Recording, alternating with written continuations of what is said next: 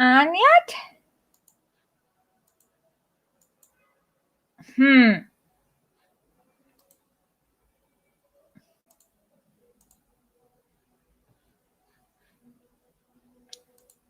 Hi. Where is anyone here?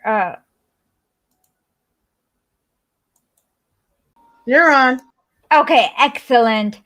I just got a little worried because I was at the dashboard and I don't know if Rofkin's ready yet. Did Rofkin now? We're okay. I'm gonna not. I don't know how to figure this out. Like it's like it always does this. Jesus Christ, it sucks. Okay, VK's good. So definitely join VK because we don't want to be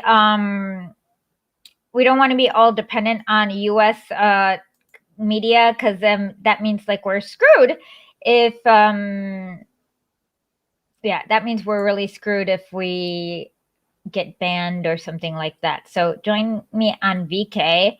We'll put up the link later. I also joined what is it? Douyin, which is like TikTok, but the problem is hello Shayar, good evening. The problem with Douyin is that everything is in Chinese, so unless you have a WeChat and you take screenshots all the time, it gets confusing. Hello, Anna Hummingbird from Arizona. Nice to see you. Let's see. The reason why we have late nights with Lenin is because if you are on the left, you have a fundamentally different task from being on the right. If you're on the right, you're just trying to keep status quo the way it is, and everything is designed for you, including the education system, the media, like literally everything is designed to keep you in power. But if you use their tools, if you're on the left, you're trying to win power when you don't have power, and they're not going to give you these tools in order to even understand the problem, let alone solve it. So that's why you need to read theory. And things are like the way capitalism works is so systematic that Lenin died too soon, a little like 96 years ago. But almost everything he still says is relevant today. And it's to kind of teach you how to change things. So our task is fundamentally different.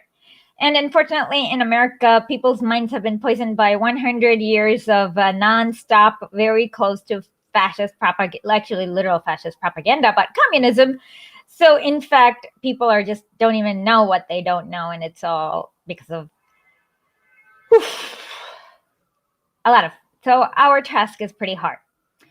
And so you hear the Democratic Party say really stupid things like, well, yo, why don't you like join the local Democratic club, blah, blah, blah, blah, blah. And you're just going to waste a lot of time. By the time you figure out it's all a sham, you're going to be dead already. And your children will have to start over from scratch. So we don't want to lose all this institutional knowledge. That's why it's better to spend the time right now to learn theory so that you know exactly what is to be done. So with that, I hope somebody can clip that part and explain it. Somebody needs to help me make it better and jazzier so that I can use it as an intro. And I'll practice over and over until I get it. Okay. So hello, Derek LaSalle from Massachusetts. And hello, Nadia Yvette Chambers from Harlem. I'm actually really close to where you are. So we should meet up sometime. Like, I bet you like, I'm on like I won't tell you my address, but not far. Yes, Ocean Transistor said they'll tell you to protest peacefully. But the thing is that, that's the biggest scam ever, because who starts the violence? It always comes with the people in power, because the people not in power always come with a request. In 1905 in Russia, proletarians went to the Tsar with a letter asking for minimum wage, and the Tsar went boom, boom, boom, boom, boom, boom, boom, boom, boom. So yeah, it always comes, they're the ones who start the violence. So how on earth are you gonna, like, it's like you're the one who started the violence. So what on earth are you talking to us about peace?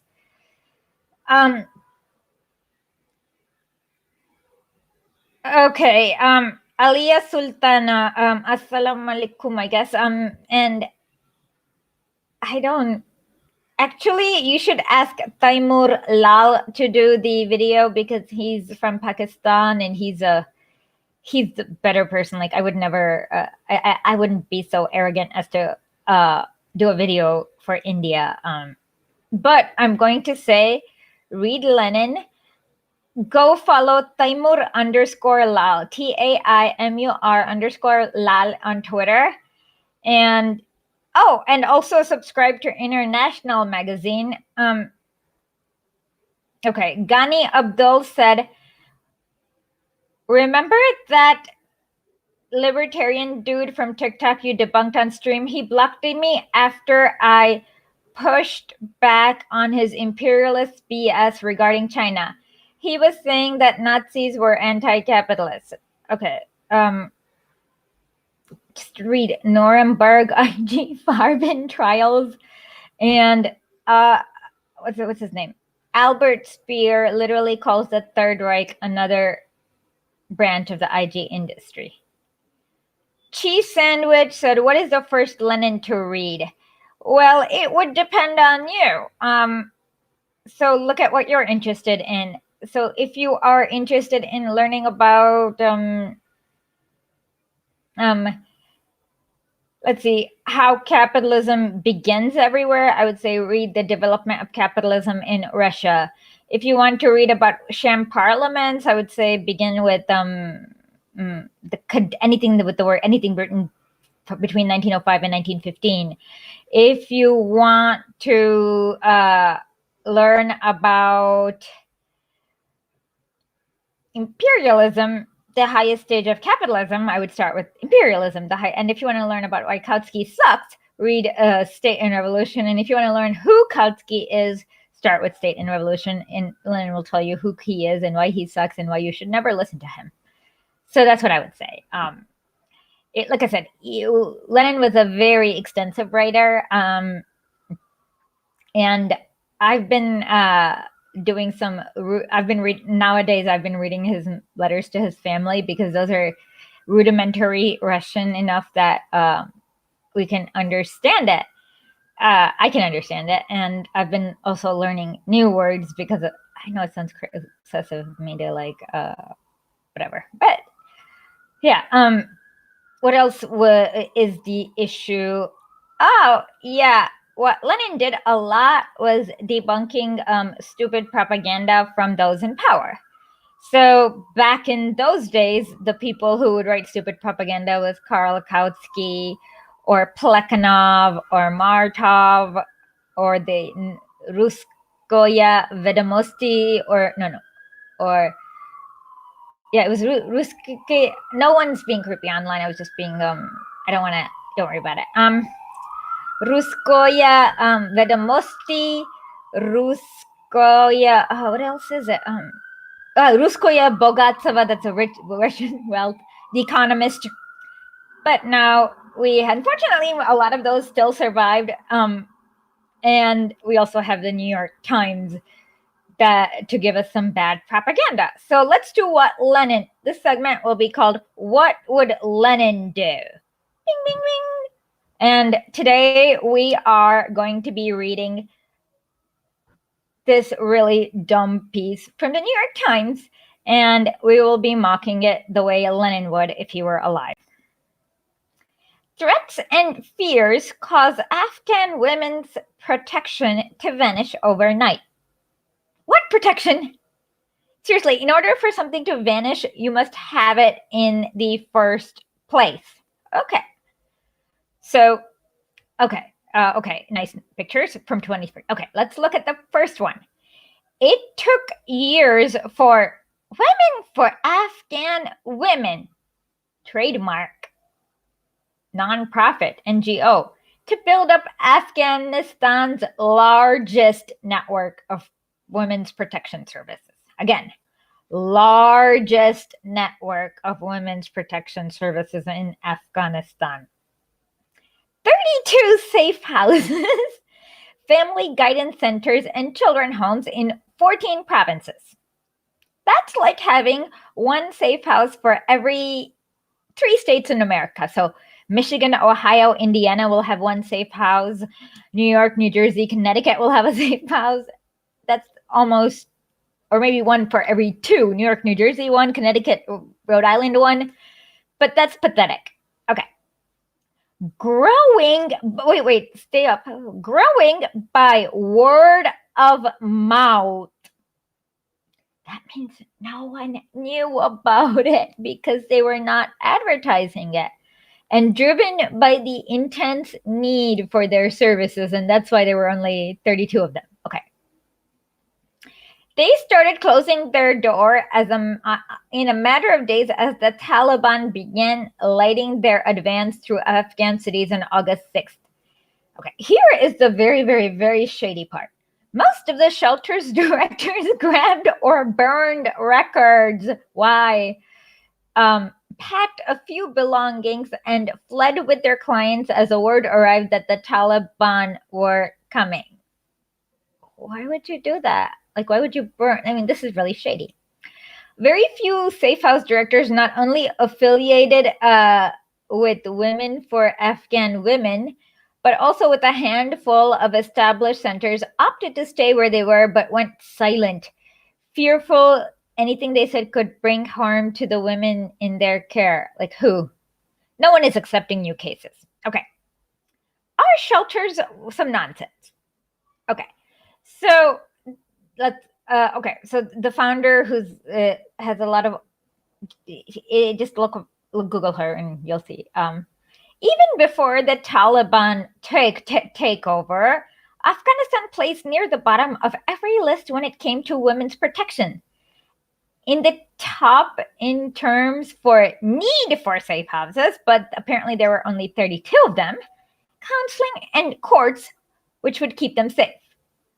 Of course, we know that the courts did not keep them safe because I just tweeted out a video where this dad got arrested for going in front of a judge to try to file a case saying that this warlord gang raped his daughter.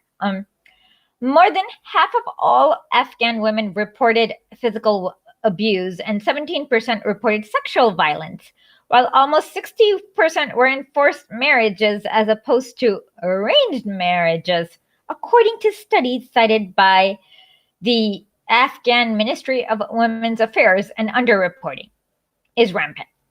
Honor killings, child marriage, payment of bride size, blah, blah, blah. Trading young girls to pay, that's like child trafficking. It would just tantamount to selling a child into slavery still occurs in rural areas. Everywhere, harassment of women in workplaces in public is constant, as is psychological abuse, according to recent studies. Let's go down. Okay, as the insurgency advanced, the first concern of the staff of Women for Afghan and other similar shelters was what would the Taliban might do to punish them. Okay, so now let's just, okay, so now it seems like they've only quoted this Women for Afghan Women. I wonder who funds them. Can we figure out who funds them to see if this is a good faith actor or a bad faith actor? Who funds them? Can you bring up that screenshot of who funds them?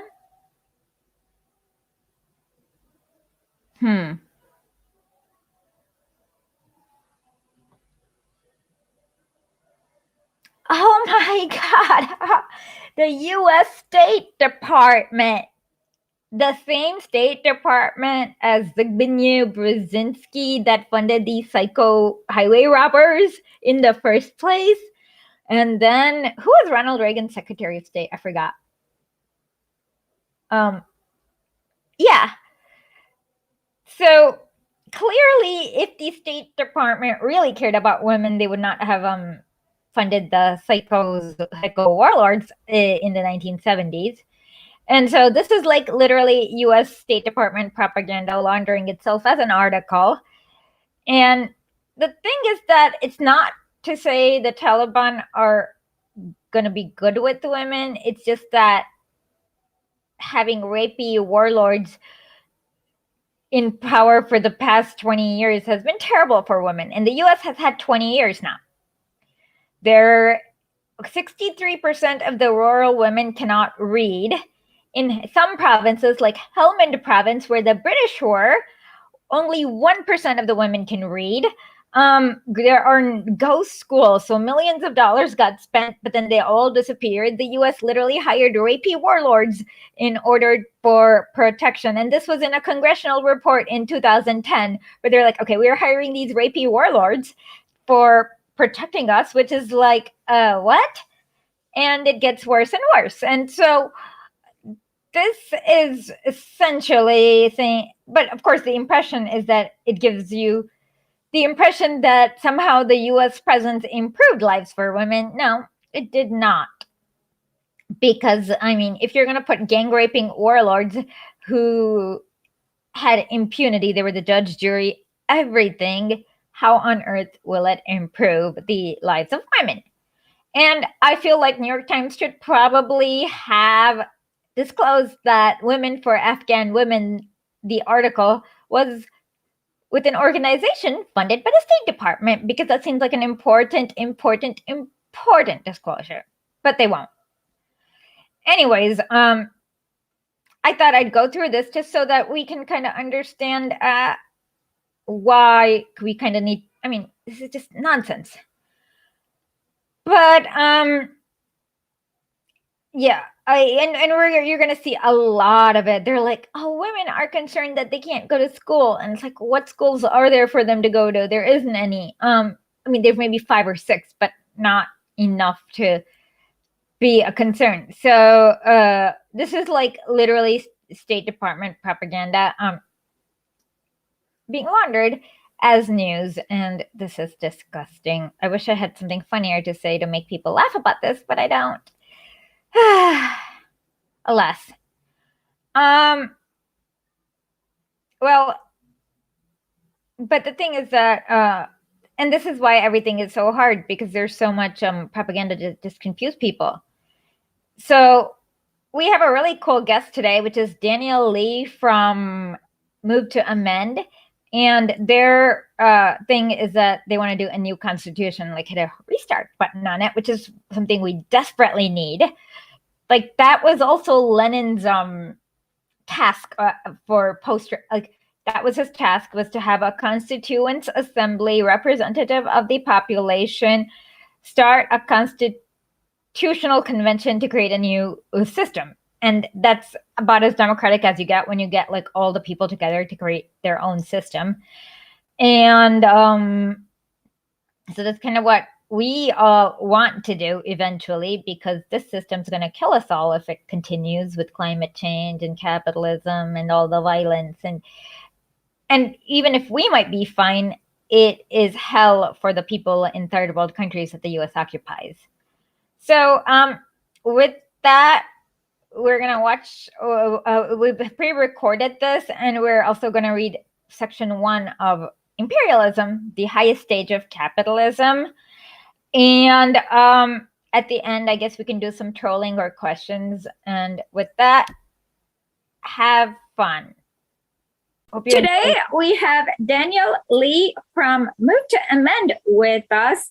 Last year, I was very fortunate enough to participate in their annual conference. So, Daniel, can you tell us a little bit about Move to Amend and how you got involved in it? Sure. I'll talk about Move to Amend first, as I make sure my phone is on mute. Move to Amend is basically an organization that was really formed before the Citizens United case was decided.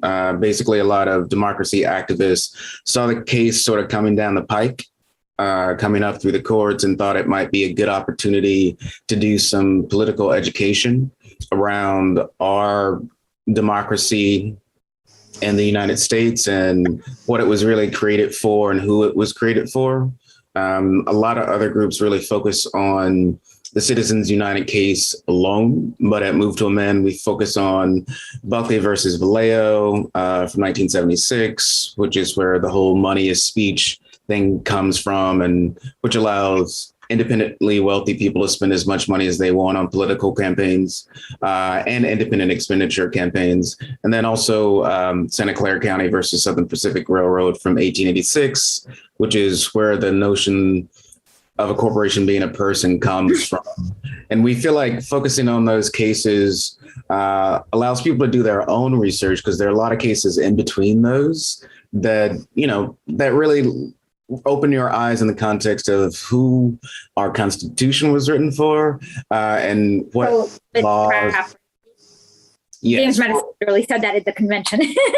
Exactly. It was written for people who already have power or land, and it was written as a property rights document. And everything that we back then, I believe 2/3 of the people in this conversation would not, Janet also counts, would not be considered people, but property. Exactly. I mean, it wasn't written for anybody like me. That's for sure. It wasn't written for women. It wasn't written for indigenous people. And it wasn't written for anybody who, I guess at the time they would call a foreigner. It was incredibly xenophobic, sexist, racist, and anti-indigenous. And I think the more we know about real history, the more we can actually move in the world in a real way. Okay, so the second question I want to ask is, how did you get involved with Move to Amend? And then the follow-up question is how did you guys come to the conclusion that we just need to hit a restart button on the Constitution and get a new one? So well, as you can probably tell by my background, I'm an environmentalist at heart. And I grew up going to a lot of hippie schools. And we talked about... What's that? You grew up in California? No, I actually I was born in Alabama and grew up in Florida, but I went to some hippie magnet schools and then international baccalaureate program where teachers were a little bit more honest about history. For instance, I had Latin American history in high school, and, wow. All we talked about was like the number of times the CIA tried to assassinate Castro and overthrow democratically elected governments in South America and Asia. And I was like, wow. I mean, reflecting on it, I have to explain certain things to friends now as an adult, but we learned them when we were like 17. But wow. I came to Move to Amend because I was trying to do a lot of work around the environment, around climate change and the climate crisis in particular. And every time I did any type of research, the person holding up progress was a corporation. Like ExxonMobil, it was one of these gas companies. It was, a weapons manufacturer. It was, whatever, and one limit of our democracy that I kind of want to talk to you about is related to the environment. So lots of cities have said that they want to ban fracking, but they haven't been successful because, I guess lobbyists come in and the state steps in. So can you talk a little bit about how this whole process happens? Yeah, I mean, to some degree, I think you've probably heard in a lot of states like Texas, there have been communities that have come together and told their elected officials, hey, we want to ban fracking. As a result, places like Texas, I think Arkansas, some other places have on the state level banned bans against fracking because, they more or less violate the rights of corporations. We're actually going through not necessarily fracking, but in my city, in Culver City, California, I'm actually vice mayor in my city at the moment, but we're closing down an oil field, the Inglewood oil fields, which is the second largest oil field, urban oil field. No, it's the largest urban oil field in the United States, but 10% of it's in my city. We're closing it down. We voted to a few months ago of course, as a result, we're being sued by the oil operator. We think we're on really firm legal grounds because the place where the oil field isn't zoned for oil operations, but we're being sued at the moment. And it's just another example of a place like... Hold on. So the city of Culver City is being sued after the people democratically decided we don't want to drill for oil here anymore by the corporation, right? Exactly. Yeah. Wow. So how does a city deal with being sued by a corporation that just has like infinite money? Like, what happens there?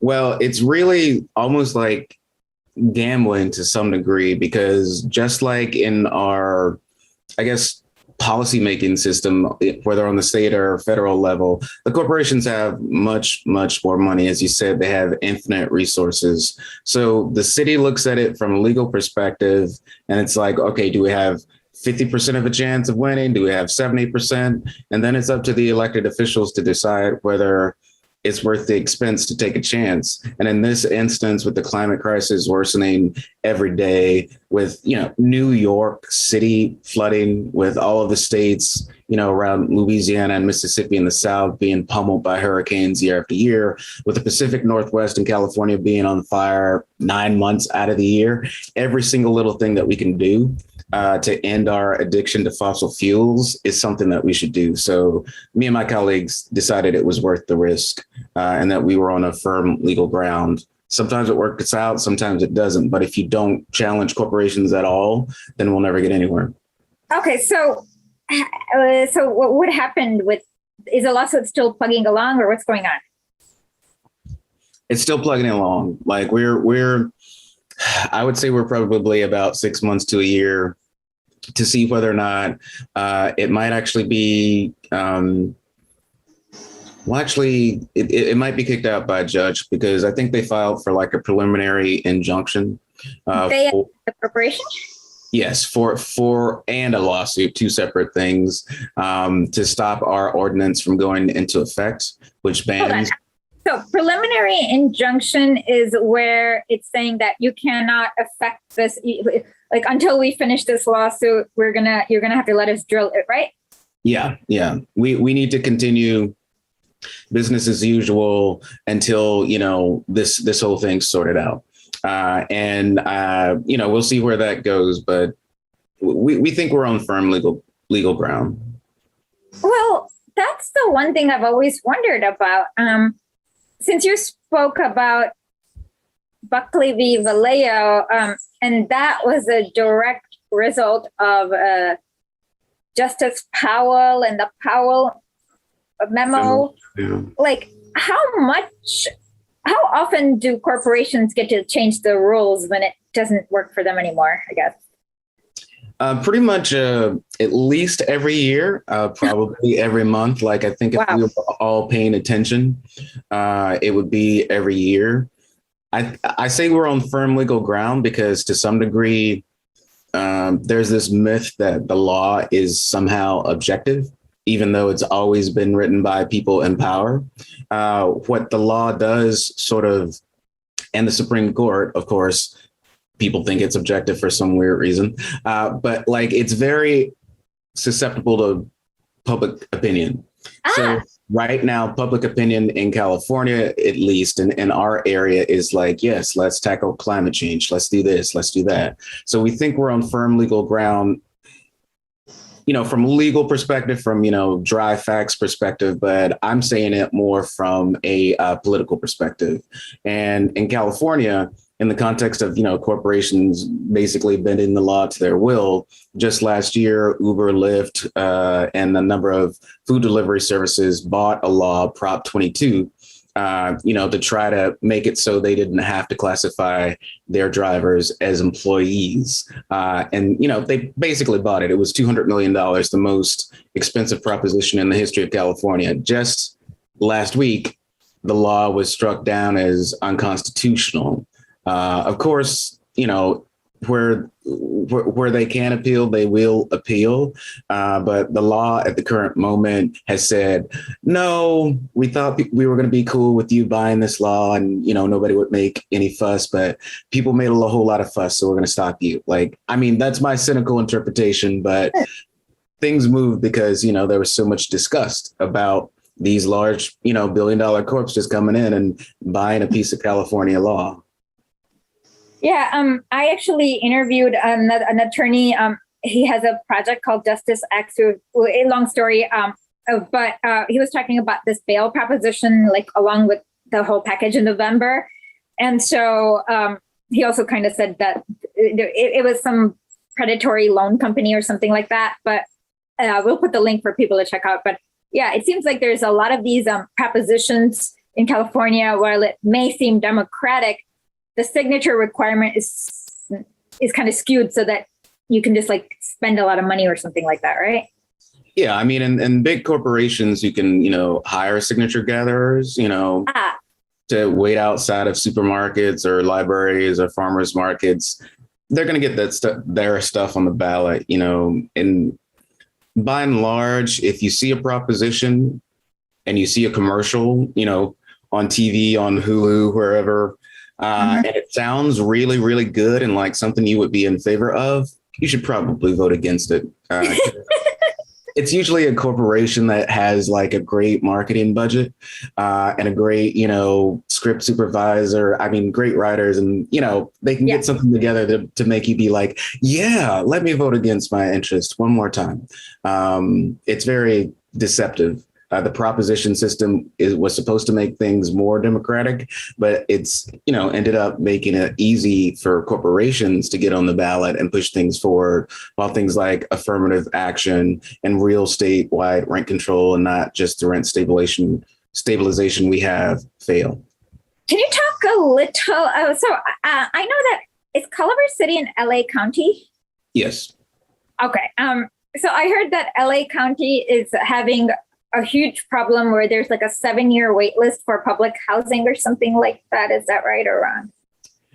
Yeah, I think I've actually heard it's longer than that. I've actually been in a couple different spaces. I was in the veteran space yesterday morning because the VA in West LA, there's a large encampment right outside of the VA, which is about 400 acres. It's like 388 or something like that. Encampment again? What's that? An encampment is like a area where a lot of people who don't have homes kind of, what do they do? I guess, what do you call it? Camp out? They live. I mean, that's their home. But the Vets Row encampment is outside of this 400-acre campus, which is the Veterans Hospital and like other veterans facilities. There's a whole lot of room inside.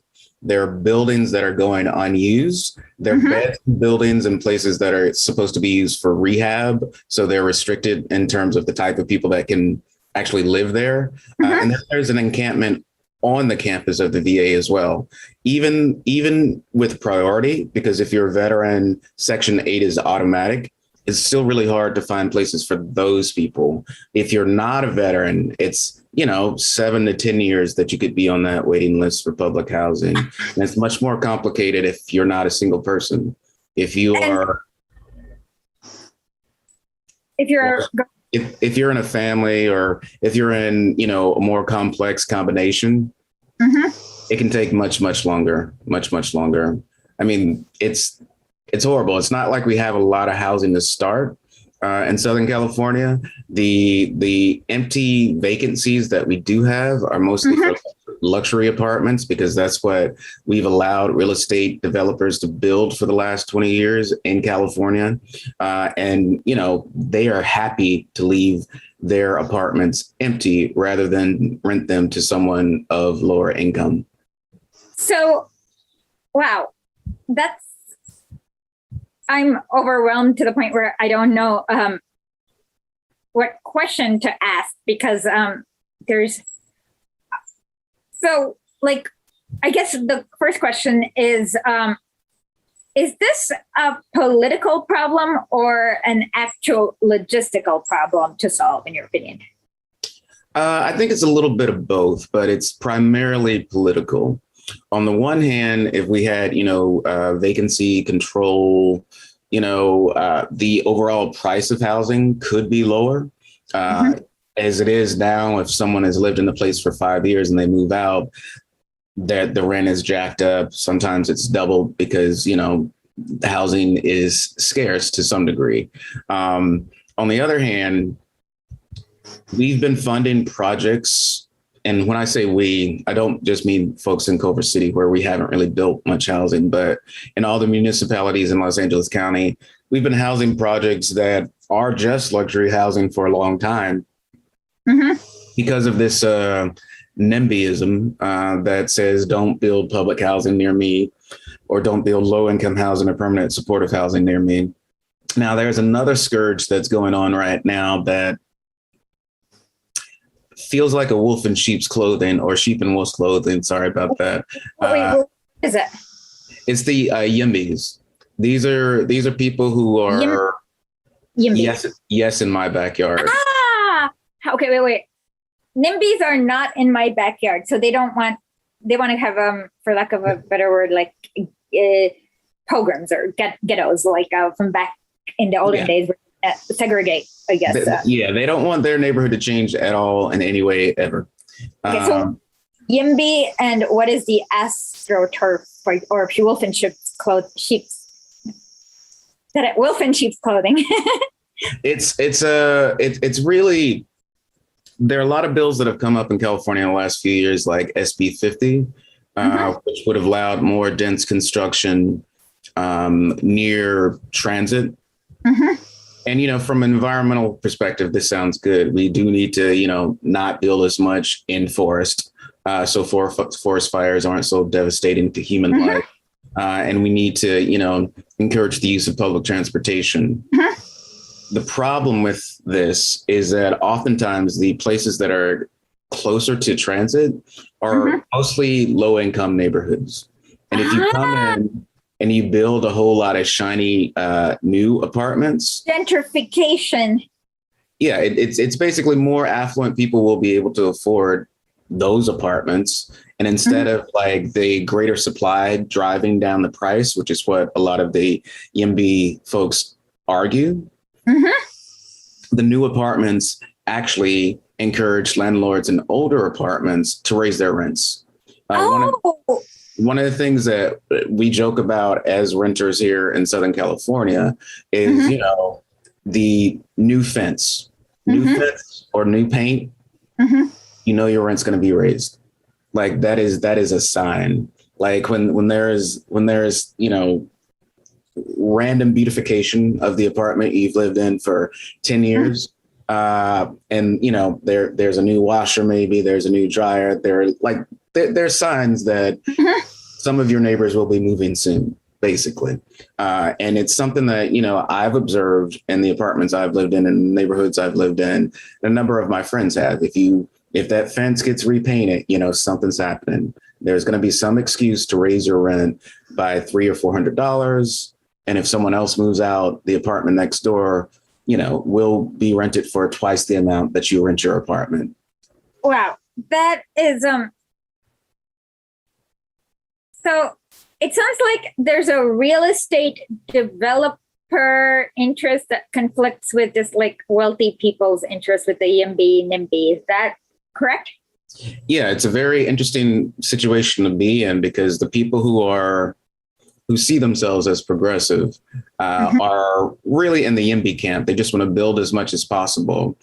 My contention is if we build it as much as possible, we're building that for someone else. We're building that for people who don't live here yet.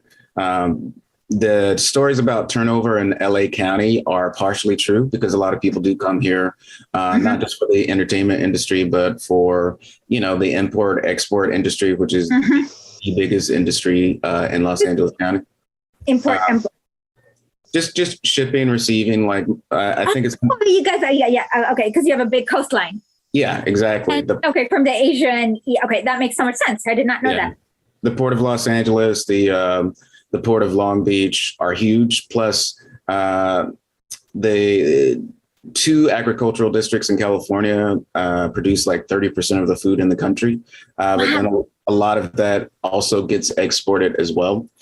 So there's a lot of that going on. But the new housing that is being built is not being built for those workers. It's being built for people who can afford to move to Los Angeles, but want to move to it when it looks a little bit more like Chicago or New York or Philly. So they move into those dense areas, and there's no housing built for people who are doing the work. One of the reasons COVID was so bad here in Los Angeles is that people were living together because they could not afford to live alone. Their families living in 2-bedroom apartments, two families of 4 living in a 2-bedroom apartment. Like, wow. And when you're in such cramped conditions, one, you can't not work. Those Correct. people are more likely to be essential workers, and they're more likely to bring something home that will affect someone in their family. And the Latino population has been particularly decimated. But the new housing, the new housing is built for people who will move to Los Angeles eventually, not for the people who are already here. If it was for the people who are already here, it would be affordable housing. It's surprising how many people in LA County survive on $30,000 or less a year. That's crazy. Yeah, because I haven't spent too much time in LA County. I visited twice maybe. And yeah, everything is so expensive in LA County. And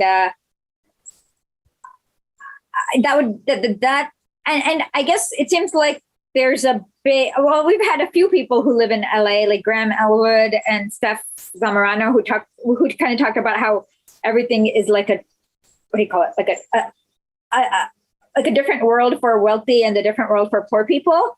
Yeah. And so getting back to Move to Amend, well, you guys have kind of decided that we need a new constitution. Like there's like no amendment that will fix it. So like what? I guess for me, I kind of want to talk a little bit about how the rules of the game just keep changing whenever it's kind of like a running race where they'll say it's 100-yard line, but when you're about like at 90 yards, they'll go like, oops, we meant it was a 200-yard. Is that a good analogy of like how the corporations like have that much like maneuvering room with their constitution?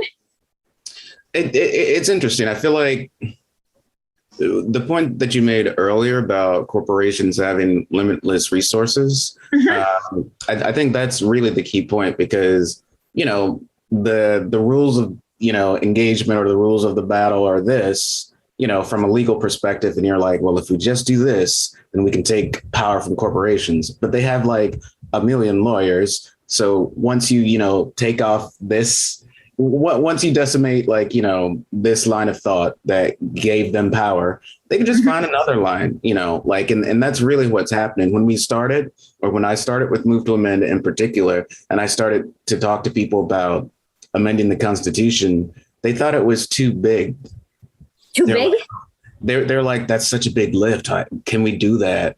And now, more and more as people see the scale of the climate crisis, see more of the true history of our country and corruption and white supremacy and misogyny. A lot of people think it's too small. And along the way, over the last decade, when we've spoken about the amendment, we've spoken about it as a tactic within a larger strategy. And this goal of the strategy is to create a better world where, for instance, we have a constitution that is not based on property rights, but based on human rights. And where, we recognize the rights of nature, the right to vote, the right to housing, the rights to healthcare, and whatever else, the public actually wants. And that's been sort of the goal all along. I think we've just been talking internally about how, that change happened. First, calling for an amendment was like, whoa, slow down. Is there something easier we can do? And now it's like, that's not enough. That's not enough to address everything that we're dealing with, the convergence of crises that we're dealing with around the income inequality, around white supremacy, around the climate crisis, which will color, all of those things, because it's poor people, it's people of color who are feeling the effects of the climate crisis first and worst.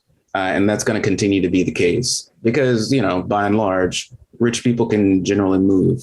Poor people are usually stuck.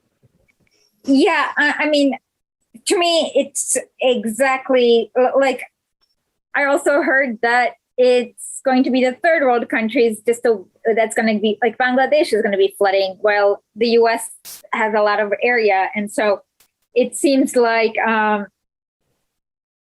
don't know. It seems like it's like okay, I know why it's unfair because the one country that created 90% of it is probably like the US and yet it seems like people in the US will struggle. It will hit people that we call the third world much harder, even though they were not involved in creating it, I guess. Yeah, exactly. Like, I mean, if you look at like extreme scenarios, people in the US might have to move more inland. Cities might have to be relocated, but not at nearly the scale as a lot of other places. I believe there are places in Indonesia where they're actually moving a city because it's going underwater. And I feel like, obviously there are a lot of island nations that have already been decimated.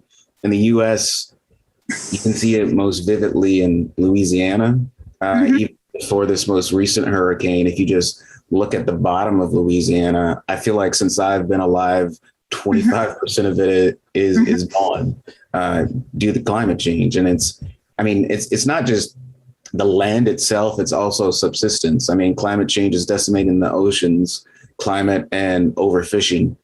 So a lot of the, subsistence industries of a lot of nations are just going to be gone because, we want to have whatever we want to have when we want to have it, no matter where we are in the world, even if all of the carbon emissions that it takes to get, food from one place to another sort of seals our fate and, gets us closer to doom.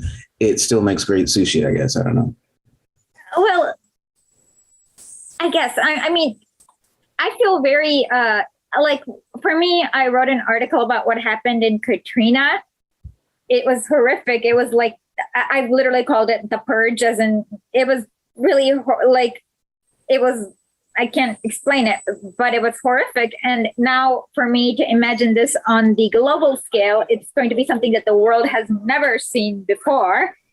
And it's basically like, for me, it's just very overwhelming. And I guess the worst is that there's everybody who's in power, like somehow thinks, I don't know what they think, but they bank on it not affecting them in some way. And so for me, it's like, what are we going to do? And for me, I was going to say, I think it's also a little bit of a political question there too, because we do know what to do to some degree. We're just not doing it. We're not doing it because it would mean the U.S. has to do most of it. When we talk about, cutting our yearly emissions and being very strict about it, not doing, cap and trade, maybe having a carbon tax, but actually being very, very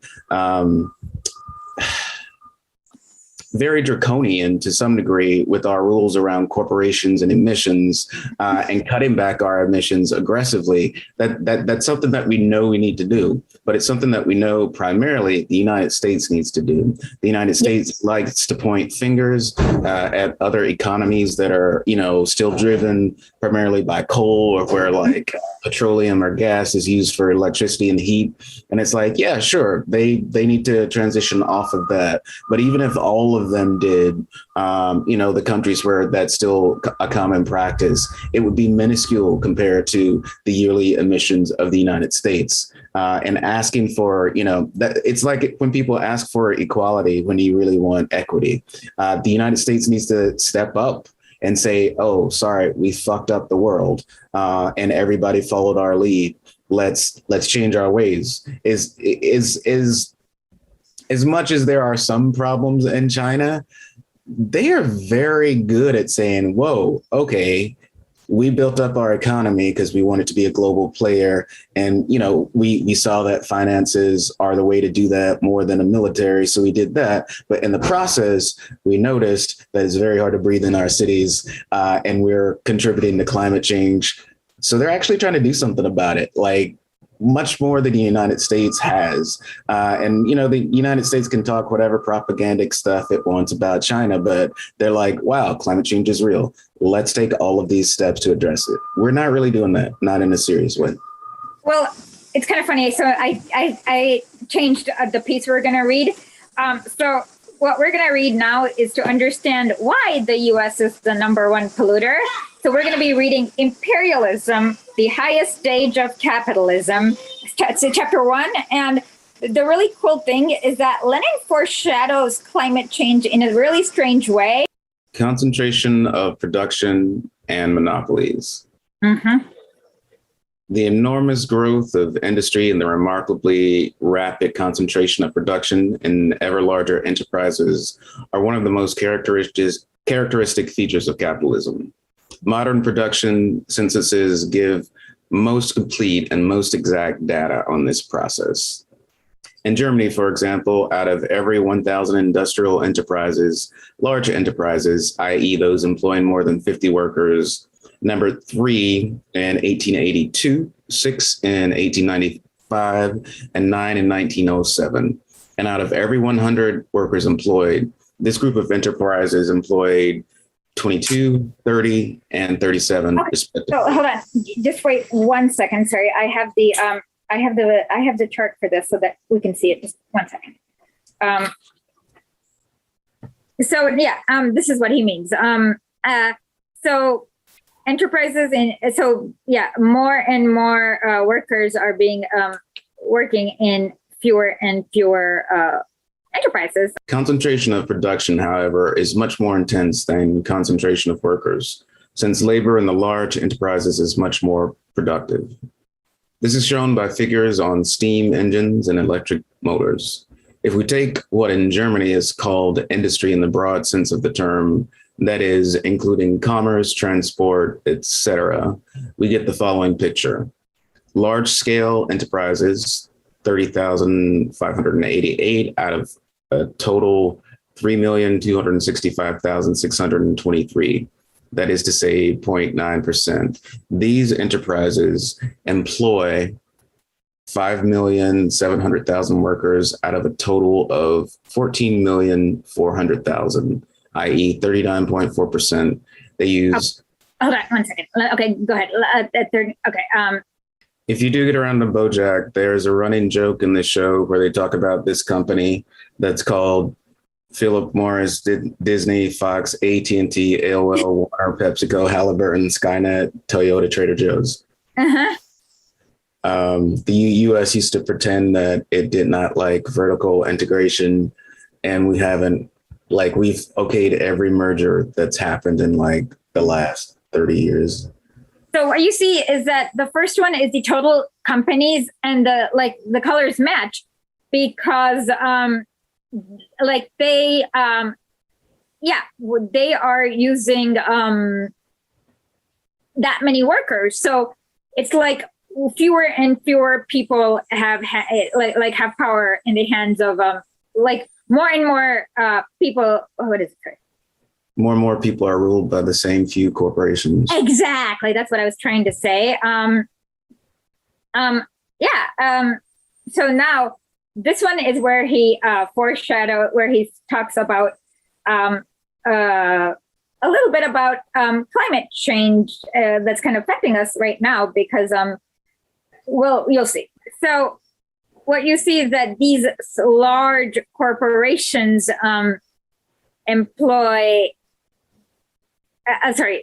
back then they used up, this is how much electricity and steam they use. So go ahead, share.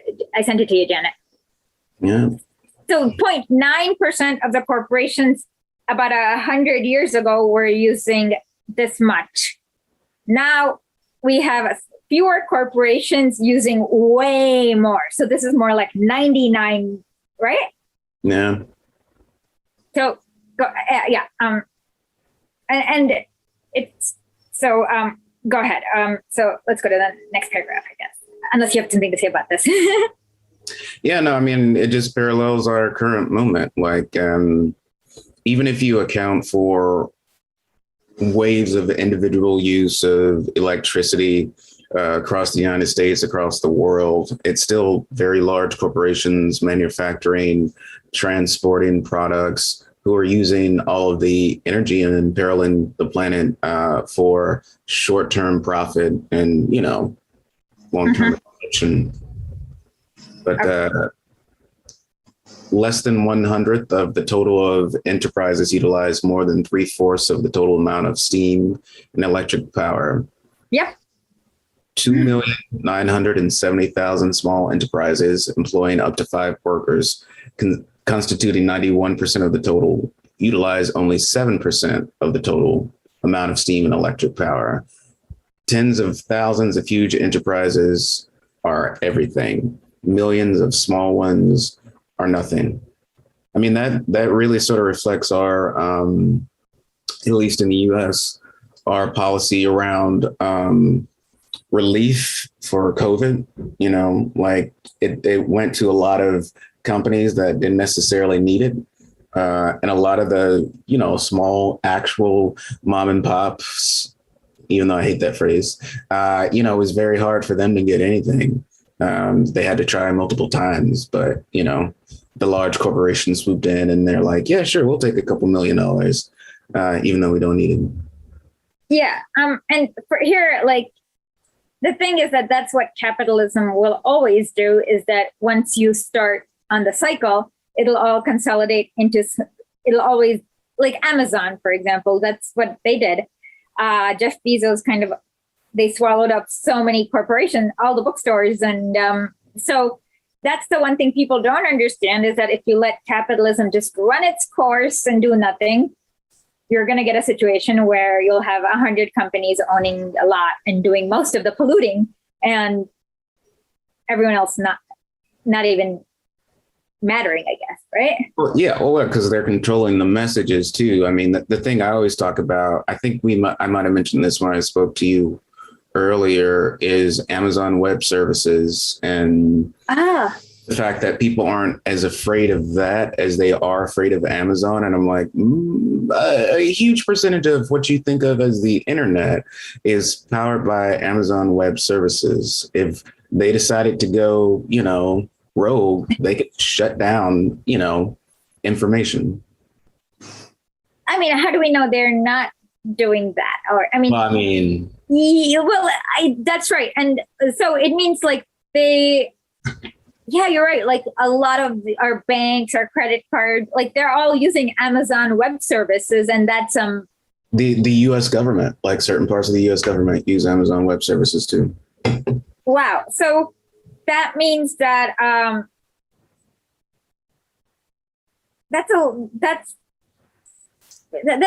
kind of power that none of us, like, it doesn't enter our heads because we can't. It's it's not visible. It's like you don't see the logos like flashing. And so that's a very interesting point you bring up. Like, that's what can they do? I mean, that is, and of course, how do you regulate something that, like, that's a very frightening and interesting point that we should book you again to talk to us about, because oh my God, I can't even. The internet should be a public utility that's administrated, by a public agency. Right now, it's by and large, like the backbone is held up by large corporations. Like, I think Microsoft offers some of the same services, so a lot of people are on them. Whereas Facebook is more independent, but a few companies control the entire internet. It makes sense that we don't hear about a lot of the struggles that are happening around the world unless we actively seek out that information, because, people are just not going to cover it. There are so many instances of people actually successfully standing up to corporate power that we just don't hear about unless it's like you're on like, some some site that just keeps track of the Amazon, or you're on like, a mixture of like Al Arabiya and Al Jazeera and like smaller, like, Yeah. because you're like, well, Al Jazeera is biased in this way and the BBC is biased in this way. And it's like, you gotta read so much to get even close to what's happening. It's dumbfounding. And it makes sense that Americans at least seem so fucking dumb. Seem is not, I would not say that. Like, okay, I'm a politician. Okay, this is what I'm going to say. The thing is that what I've noticed, and like Marx has talked about it, Lenin, Gramsci, a lot of other theorists have talked about it. But when things, it's harder to lie to poor people just than it is to rich people. And so what you notice is that like in India, if half the people are living in slums, there's only so much lying you can get away with as in terms of propaganda. So what happens is that in order to keep that's why we have so many wars, in order to keep like what we call the third world in check, you have to kind of do it. You can't really like manufacture their consent.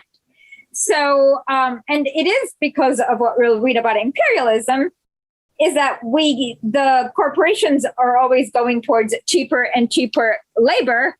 And the people are, so they also need a selection of people to kind of go there with the, whatever, like just kind of control that. And so for that people, they have to manufacture consent. And so it's just harder to lie when your kids are working in a cobalt mine, is what I'm going to say. Well, and it's harder to lie after successive generations to poor Americans too. Because I mean, I was in the military. I went in with a lot of bias. Mm-hmm. I went in for help paying off my student loans. Luckily, I was never sent anywhere. But I went and I was like, oh, man, people are just going to be so gung-ho imperialist. And they weren't. People were just poor. But more and more poor people have seen, their friends, their aunts, their uncles come back with PTSD and like life-changing things. And they shy away from the military now. When I was in, there was a crisis of recruitment. And you saw things like the nakedness of the military industrial complex coming to the fore with, companies like Blackwater and Custer Battles being much more apparent. I mean, we'd heard about Halliburton for years, but it was much more apparent how much it's the Wild West when it comes to America's imperialist wars. And companies were much more upfront about like wanting to get a piece of the money that would be available no matter where the U.S. chooses to invade next for profit. Yeah. And so that's precisely why there's so much. What I've noticed is even with New York Times, it's not like, okay, it's like it really depends. You can say, oh, this guy mass murdered 400 people.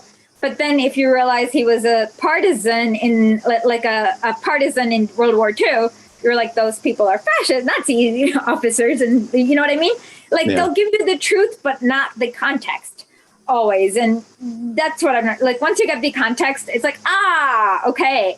So I've noticed that like hundreds and hundreds of times. It's like, and yeah, like I said, it's, you can actually, it's much easier to, what I noticed is, yeah. And I think that's why a lot of Americans don't even have not imagination, but they can't picture all the ways in which the world not screws up, but the world, I don't know what to, like, I think the system needs to fail for you to understand how rotten the system is, I guess. Yeah, for some people. I mean, I feel like, there's certain people who, have a larger capacity for empathy and also who I don't know, almost automatically question everything that they hear. Mm-hmm. You know, a lot of us were not very great children to our parents, but you know, whatever we hear, we're like, you know, I'm gonna look that up myself and see what's really happening. I mean, when I was growing up, it was very weird, like all of the stories that you hear. I mean, the thing that stuck out to me the most and made me initially suspicious, even before I was in the hippie magnet school, was just the amount of time devoted in American history books to the civil rights movement.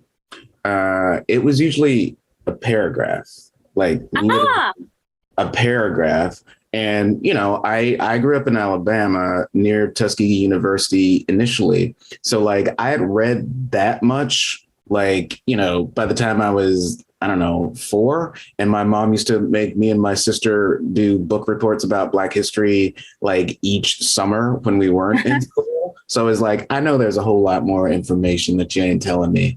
And not everyone has a mom like mine. So almost everybody else in this class thinks, oh, yeah, MLK came along. He had a dream. He got shot. Things were better. It's like, no, things aren't better. MLK did get shot. The US government was found liable. I mean, like, there was a case in 1999 where they kind of admitted that there was involvement in court. Yeah. But the thing that they don't tell you about is it wasn't just MLK who got shot. It was like thousands of people who like civil rights workers, just normal people, like they got killed and like he was I guess the most prominent one, but for that to happen, it was like 100-year process where thousands and thousands were brutalized. And so, yeah, you don't hear about the long 100-year process at all. It just is like, oh, you just have to and so it kind of has like, they kind of want to do protest as spectacle as opposed to protest as a way to actually make it hard for those in power. You know what I mean? Yeah. No, it's the performative aspect, which a lot of people who call themselves organizers, you know, have bought too much into, where it's just like, okay, we're going to do this protest. It's May Day. Some of us are going to get arrested. The police officers know you're going to get arrested if you have like a green thing on your shoulder. And it's like, no, that's not how you do it. You don't collaborate with the police officers. That's not a protest. That's a parade. But the Extinction Rebellion, I found them to be very, I'm sorry if I'm not supposed to do this and we can cut this, but found them to be very irresponsible when they were like encouraging people to get arrested. And I'm like, no, you don't, you're running. Depending on who they are, you could ruin their life. I mean, that was very irresponsible. Well, and also I feel like there is a very self-focused narrative that people have where it's like their goal is to get arrested. And it's like, no, your goal should be why you came to that march or that protest. Your goal should still be, I'm working to get, you know, real climate policies passed. You know, I'm working to get, you know, better housing. I'm working to get this or that. A lot of people are just like, yeah. And we're going to get arrested. Right. And it's like, no, if I went to a place and we got what we actually wanted and nobody got arrested, that would be a great fucking day.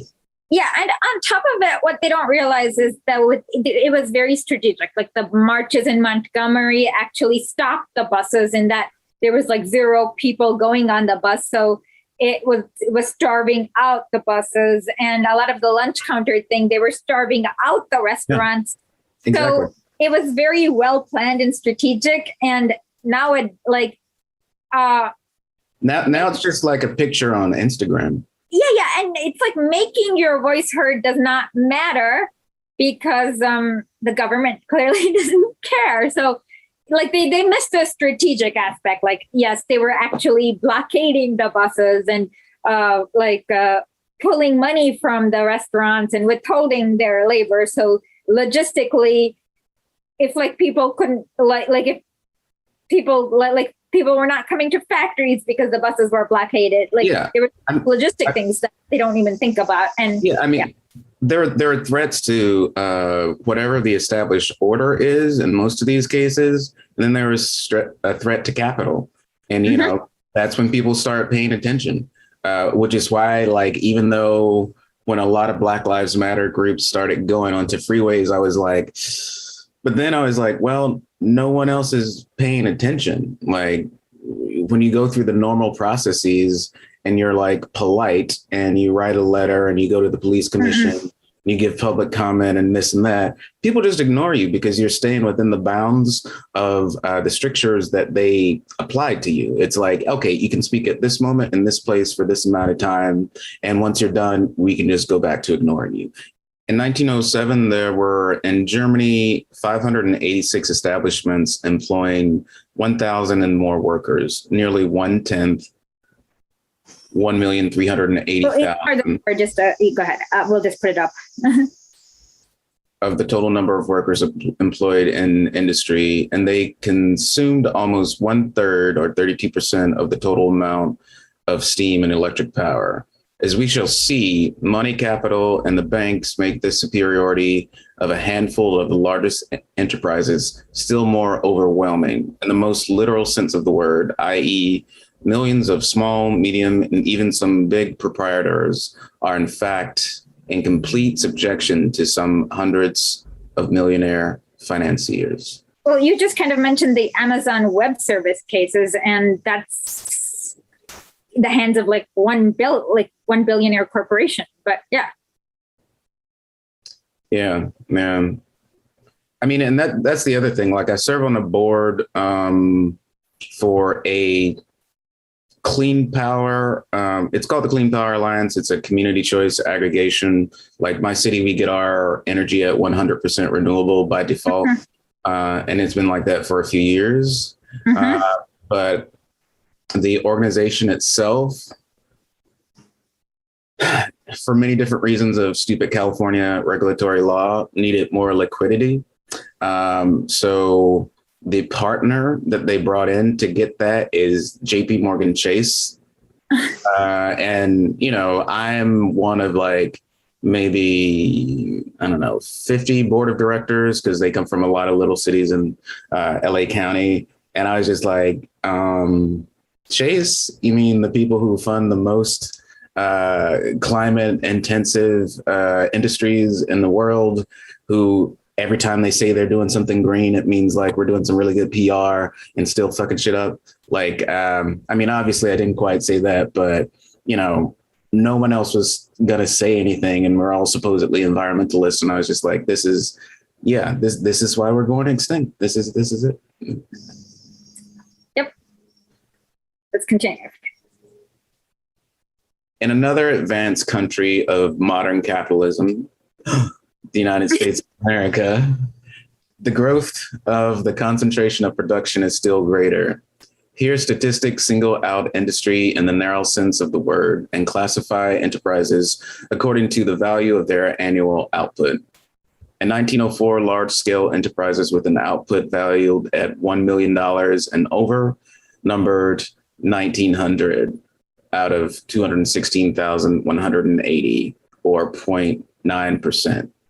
These employed 1.4 million workers out of 5.5 million workers, or 25.6%.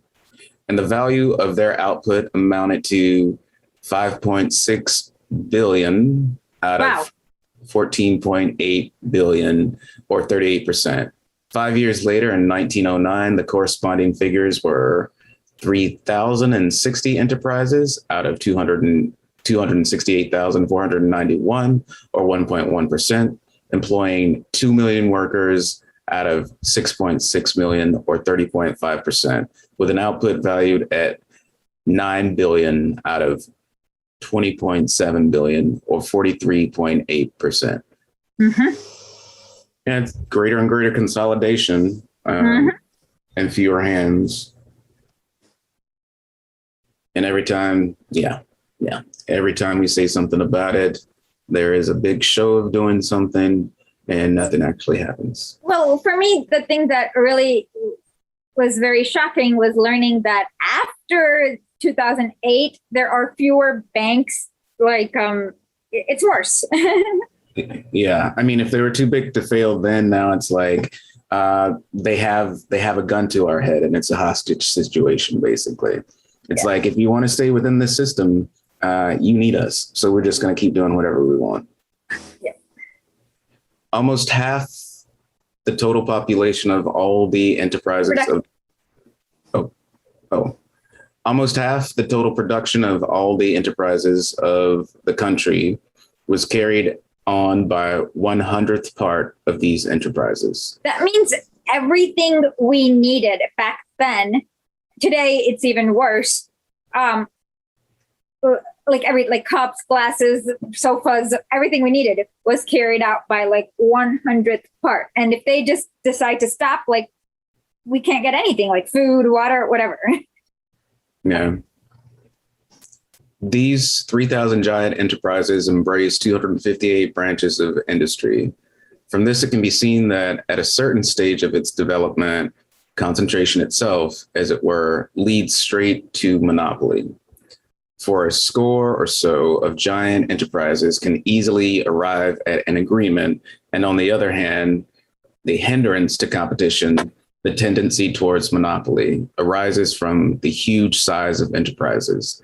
This transformation of competition into monopoly is one of the most important, if not the most important, phenomena of modern capitalist economy, and we must deal with it in greater detail. But first, we must clear up one possible misunderstanding. American statistics speak of 3,000 giant enterprises and 250 branches of industry as if they were only a dozen enterprises of the largest scale for each branch of industry. But this is not the case. Not in every branch of industry are there large scale enterprises. And moreover, a very important feature of capitalism in its highest stage of development is so-called combination of production. That is to say, the grouping in a single enterprise of different branches of industry, which either represent the consecutive stages in the processing of raw materials, for example, the smelting of iron ore into pig iron, the conversion of pig iron into steel, and then perhaps the manufacture of steel goods, or are auxiliary to one another, for example, the utilization of scrap or of byproducts, the manufacture of packing materials, etc. Sorry about that. No worries. Okay. I think we were sort of into talking about Concentration of monopolies. yeah, and the last paragraph was more a little bit about vertical integration, or I don't know what the term for horizontal integration is, but you know. Okay, hold on. That's a good one. Let's talk about that really quickly. So vertical integration is like, so let's say that you have, for steel, you need to first dig the iron ore and then process it and then melt it, process it and process ore. And then you make the steel beams and then you make the thing that you make the steel beams out of. So when somebody owns the whole line, that's vertical integration. So what's horizontal integration again? Well, I don't think it's actually a term that people use, but okay. But for me, it's like, you make a whole lot of things that are like used in the same process, but I think it's like in Korea and in like Japan, they have these large companies that make so many different things, but they're not like in the same industry. Like they make cars, they make TVs, they make like horizontal integration is not like a phrase that's actually used in any scholarly anything, but like I feel like there must be a term for that type of large company because, Honda makes cars and robots and tractors and, like calculators or phones or, for example, is like Google, like it makes Kindle, Apple does it, TVs, phones. Yeah. That's just like, you're right. You mean like, same company making many things in different branches of industry is what Lenin would say, I guess. Well, yeah. And it's like from a worker perspective, it's like Amazon is like the company store. And, at some point, especially with the way the size of Amazon and the way it can make everything so cheap, a lot of people feel like, I don't have any choice. I'll just buy this off Amazon because it's so much cheaper. And it's like you're buying everything from the company store, like everything. Well, and that's basically why Lenin says, this is not sustainable. We can't have power in the hands, like, since this kind of like integration keeps happening with technology, we kind of need to change the way it's managed, is basically the endpoint. Yeah. Oh, wait, I can do a few more. I'm going to have to jump off in about 20 minutes, though. Oh, no. Okay. So why don't we do one more paragraph and then, we have had 1 hour. So, we usually don't finish because we talk a lot, but it's good. I'd rather have the discussion than so we'll do one more paragraph. And okay. Combination writes, Ilferding levels out the fluctuations of trade and therefore assures to the combined enterprises a more stable rate of profit. Secondly, combination has the effect of eliminating trade. Thirdly, it has the effect of rendering possible technical improvements and consequently the acquisition of super profits over and above those obtained by the pure, i.e., non-combined enterprises. Fourthly, it strengthens the position of the combined enterprises relative to the pure enterprises, strengthens them in the competitive struggle in periods of serious depression, when the fall in prices of raw materials does not keep pace with the fall in prices of manufactured goods. One more? Yeah. The German bourgeois economist Heyman, who has written a book especially on mixed, that is, combined enterprises in the German iron industry, says, pure enterprises perish. They are crushed between the high price of raw material and the low price of the finished product. Thus, we get the following picture. There remain, on the one hand, the big coal companies producing millions of tons of yearly, strongly organized in their coal syndicate, and on the other, the big steel plants, closely allied to the coal mines, having their own steel syndicate. These giant enterprises producing 400,000 tons of steel per annum with a tremendous output of ore and coal and producing finished steel goods, employing 10,000 workers quartered in company houses and sometimes owning their own railways and ports, are the typical representatives of the German iron and steel industry. And concentration. Oh, sorry. I was going to say that this was and has become true. Like, I was looking up cobalt in Congo, and apparently majority of the cobalt workers in Congo live in these houses like that are owned by the cobalt company. And so it's like, this is what they mean. Like, they just kind of have a big perimeter around everything there. Yeah, I mean, it's like their own little city state or, country. Yeah. And concentration goes further and further. Individual enterprises are becoming larger and larger. An ever increasing number of enterprises in one or in several different industries join together in giant enterprises, backed up and directed by half a dozen big Berlin banks. In relation to the German mining industry, the truth of the teachings of Karl Marx on concentration is definitely proved. True, this applies to a country where industry is protected by tariffs and freight rates.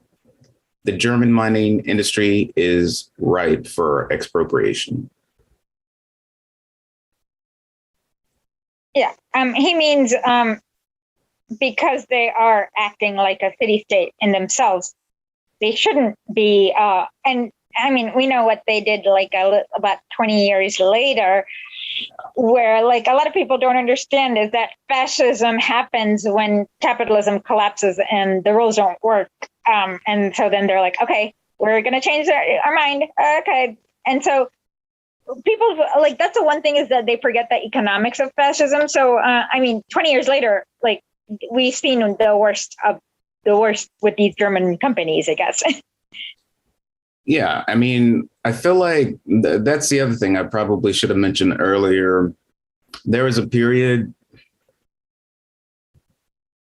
and I think it was while Obama was still president at Move to Amend, where we were having internal discussions for about a year and a half because we didn't want to be seen as the people as like Chicken Little or somebody with their hair on fire.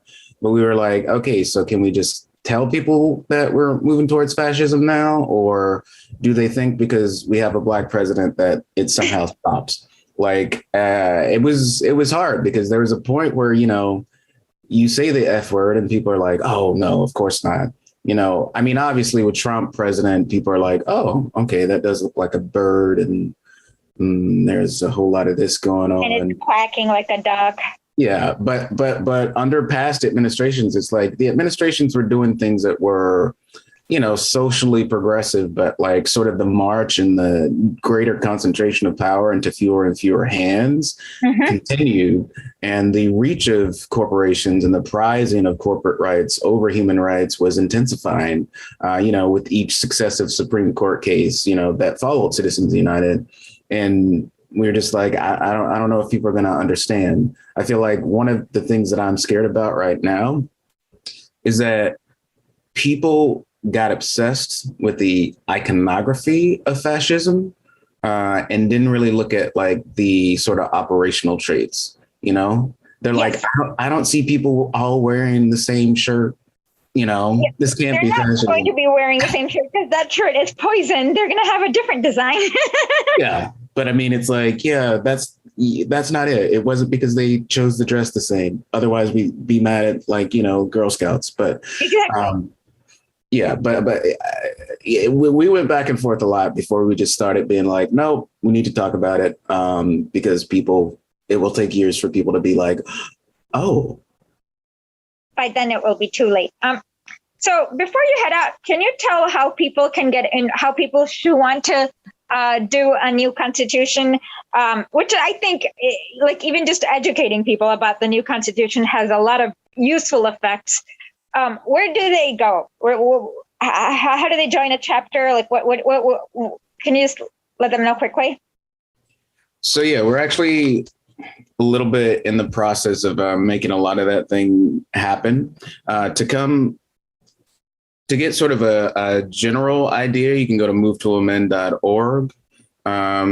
You can get sort of the background on our work towards the 28th Amendment, the We the People Amendment.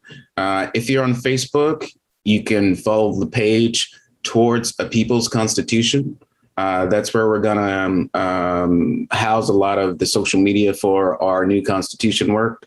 You can go to the website peoplesconstitution.us. As I said, we're still sort of working out how we're going to do it internally, because at the current moment, we plan to have Move to Amend continue in some capacity, but transfer a lot of work and energy towards working on a new constitution. But there's a lot of logistical stuff that we have to work out to make sure that we can do it in a feasible and sustainable way. But more to come, hopefully by the end of this year on the details. In the short period of time, you can go to movetoamend.org. You can search Move to Amend on YouTube to see some of our talks around constitutions and some of our guests like you at various events. But peoplesconstitution.us is the space to watch, to have more in-depth conversations about the process of creating a new constitution and, what we think, how we think that process should go and what we think should be included. I think the process is the most important part. I think for the most part, we're holding back. Like we'll mention things like the rights of nature, the right to a home, right to healthcare, the right to vote. Those are sort of suggestions to get the ball rolling. Really good constitutional process is actually created in a way where it can actually take input from a variety of people. And I've seen Bolivia's new constitution, and they actually like went. I don't know how to explain it, but they went to like city, like not city, but community by community, and then they pushed it up, and then they like consolidated it, pushed it. It was like very. And in fact, some people in Bolivia can be like, "Yo, that provision, I wrote it," and it's like some villager and from in the mountains. So yeah, I agree that because there's no way we can actually know what protects the rights of all communities without their input, in my opinion. Yeah, and I mean, things have been written or suggested too often to supposedly help particular groups without any input from those groups at all. And I think if you want to try to create a new and better world, you got to start by being honest, saying our original constitution excluded most of us and excluded most of us in its final form and in the process of creation. If we want to create a new constitution, we need to start by having a very deliberative process that includes as many of us as possible. Well, I was very happy to see that you guys were pushing towards the new constitution. Like it was not like mealy mouthed stuff. So please check out and then please follow Daniel on Twitter. And I can't wait I love most of your educational programs because you guys really delve into more than that, like you delve into like excite the imagination, at least like you get people thinking and creating. And so I like that. And yeah, check them out and check out what will happen in the future, I guess, once you guys figure out what happens. Yeah. And hopefully, like I said, we'll be figuring it out together, with a whole lot of people around the country. And that's exactly what a democracy is supposed to be, with all of us together. Yeah. And well, thank you so much. And well, hopefully you will have a good rest of the day. And I really appreciate you coming and talking a lot about there's a lot going on in California that we on the East Coast kind of totally missed. And I'm so glad like you came and talked a lot about that. Yeah, California. It's a new ball game. Yeah, and the Californians, just an aside, the Californians and the Democratic Party here, they have a very much love-hate relationship with me. They're like, Daniel's smart and, he can say things and blah, blah, blah. And they're like, oh, why does he keep criticizing us? And I'm like, I'm sorry, you're the people in power. Yeah. Exactly.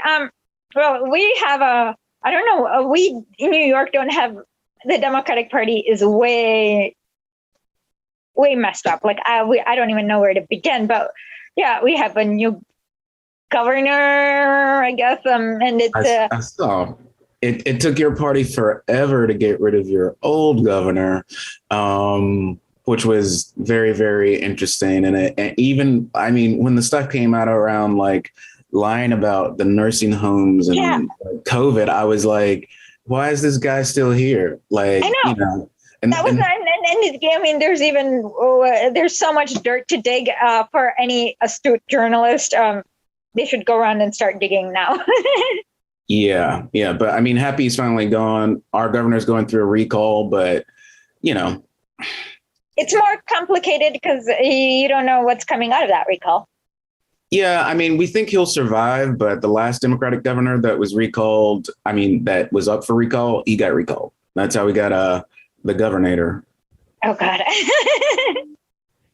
I'm very thankful that there are no prominent actors on the ballot this time, but it seems like if the governor does lose, then a black white supremacist, Larry Elder, is the candidate that would win.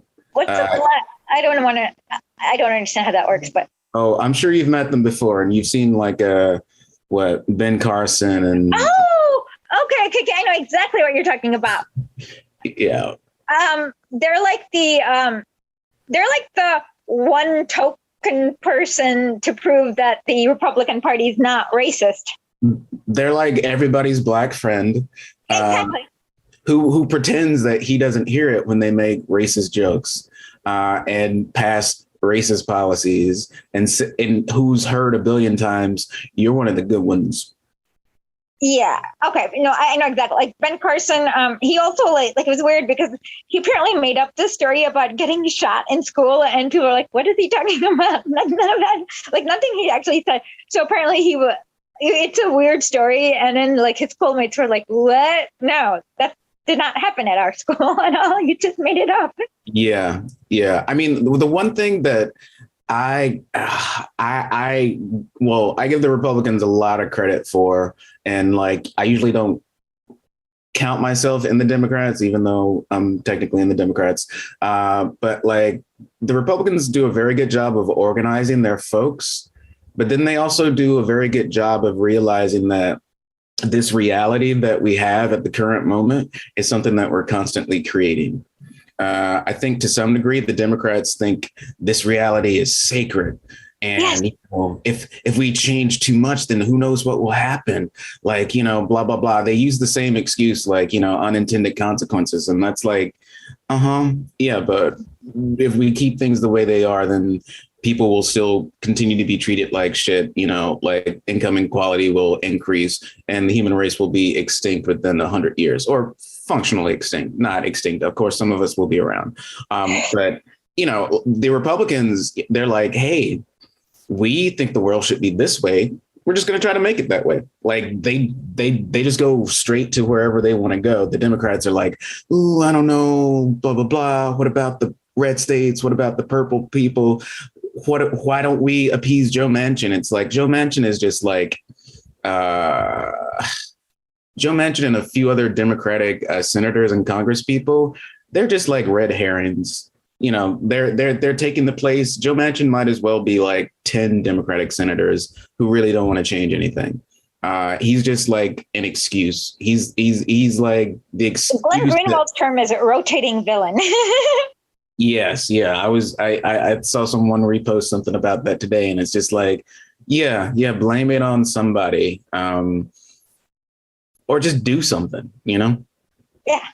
Well, thanks again, and hopefully it's going to be hopefully a good process, and maybe we can get more people activated with them, like a creative process as opposed to like a doom and gloom, because like with the new constitution, they have something to look forward to as opposed to, look at all the horrors. You know what I mean? Yeah. I think it'd be good, possibly when it launches, if you have like Jessica on to talk about it, maybe. Oh, I would love to have her on again. Okay. Yeah. Well, thank you so much and have a good rest of the evening. Bye-bye. You too. Hi, everyone. We are back live. So let me answer some of the questions.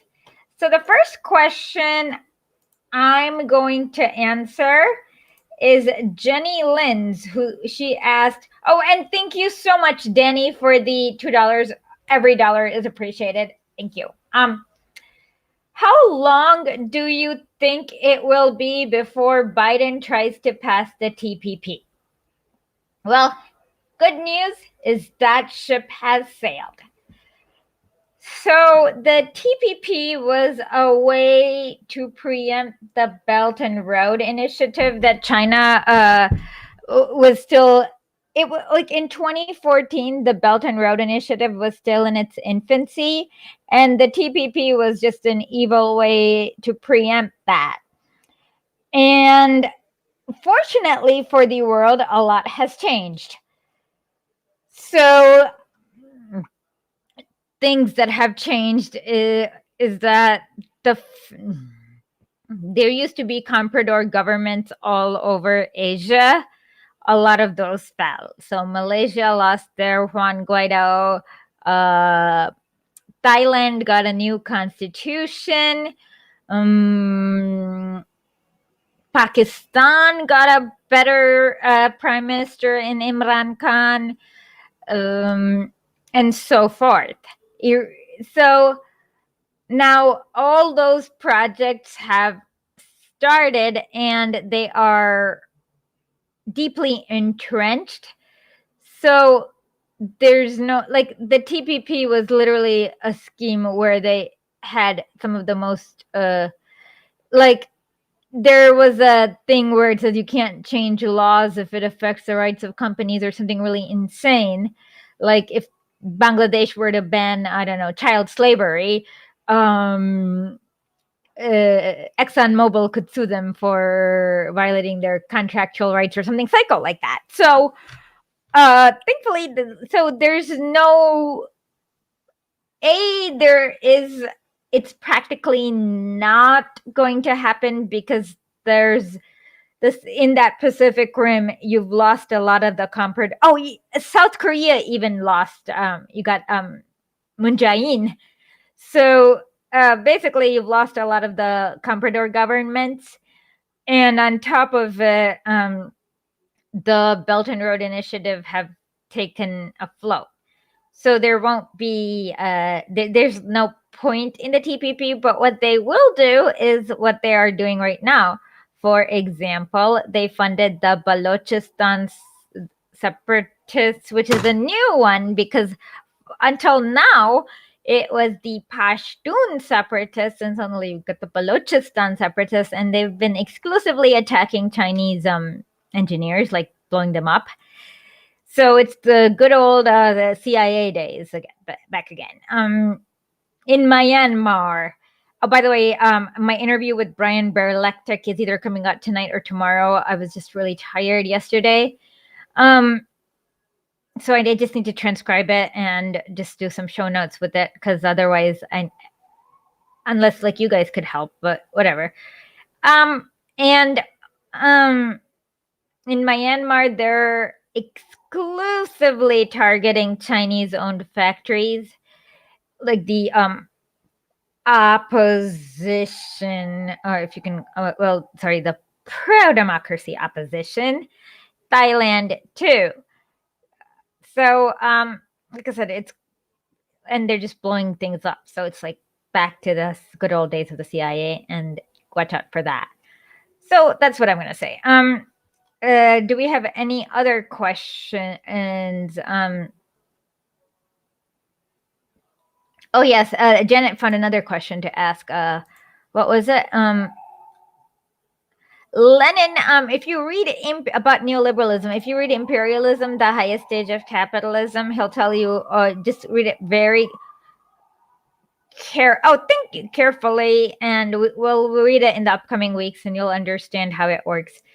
So ideally, we would have started off with development of capitalism in Russia so that you kind of understand how things go from a feudal economy to a capitalist economy with automated machinery. Oh, thank you so much, too many.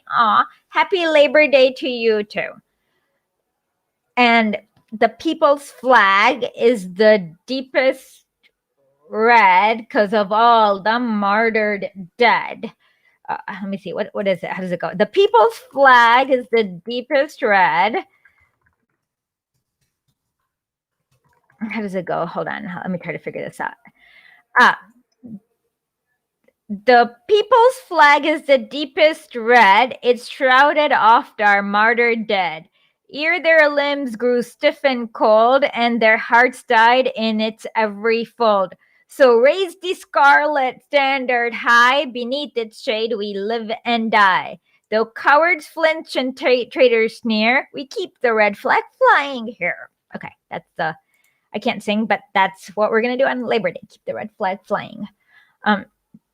So yeah, it's our duty for the martyred dead. That's what I say when I get too depressing. Like I didn't realize this, but on TikTok, I accidentally depressed a lot of boomers when I showed like democratic Afghanistan.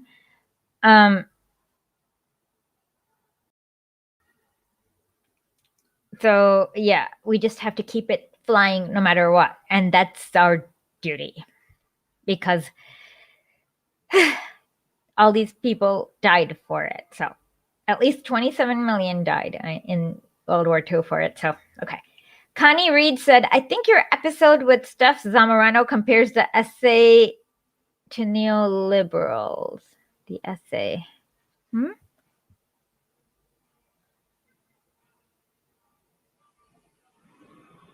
Okay.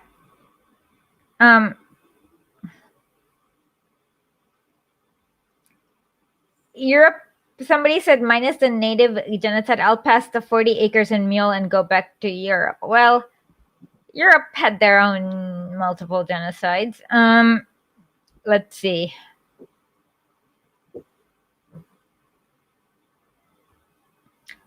Said the legal system is virtually inaccessible for the poor, making progressive legislation mostly a moot point. Well, more than that, how are you going to get your right? Let's say that they legislate nonsense. Like, how are you going to get your rights enforced? You need to afford a lawyer who can fill out all the paperwork. Like, so it is not even. I mean, the prosecutor has such extreme power here. In India and Pakistan, there's something called a FIR, which is called a first instance report or something, where anyone can go to court and say, hey, this crime has been committed against me. You guys need to prosecute this, and they will be forced to prosecute this. Like in America, the prosecutor can just be like, oh, I tossed the case and nothing happens. So yeah, I and Lenin has also read we'll include the link with Nick from Socialist MMA with beat but not to death, where he shows you what's wrong with where this police officer accidentally says, oh my God, accidentally beat somebody. Long story, but it's exactly like, it reminded me a lot of George Floyd. Like 4 police officers like beat this poor guy to death, basically. Shilyumov. And so let's see. Let's see what else. And thank you so much, Andrea, for becoming a new subscriber at historically.substack.com. Okay, somebody said, let's see what else.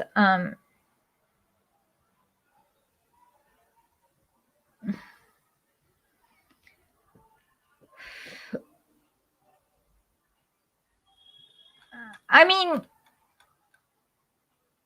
oh yeah, the liberals and the land problem. Well, okay, I'm gonna be honest. Michael Hudson is, I believe, somehow related to Trotsky. He's like Trotsky's godson or something like that. So I'm a little suspicious of him already. And sorry. So we'll have to you have to convince me why he won't suck. So I'm open to it if you can convince me why he won't suck. And why he won't be cringy.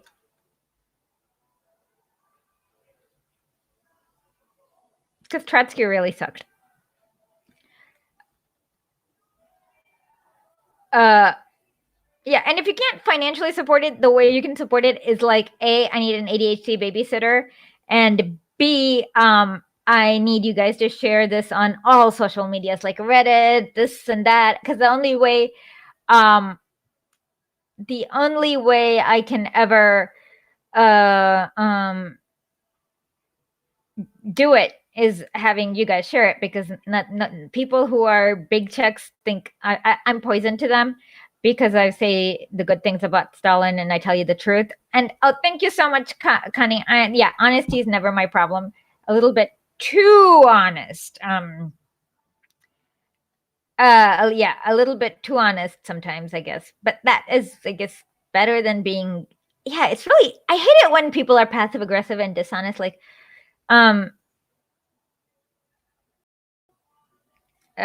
so yeah, we should all be just like honest with each other and just like get our feelings out in the open. And yeah. So Derek LaSalle said he was the balance of payments economist for JPMC. What's that? JP Morgan Chase? And talks about how the global, okay, everyone knows how the global financial system works. So it's like I don't know what he's, okay. Like I said, I'm open, but I'm a little suspicious of people who are that easy connect. By the way, Stalin's grandson or whatever, he's super cringe on Twitter, and God, oh my God, like I was like looked at him, I'm like, oh my God, he really sucks. And he's yeah.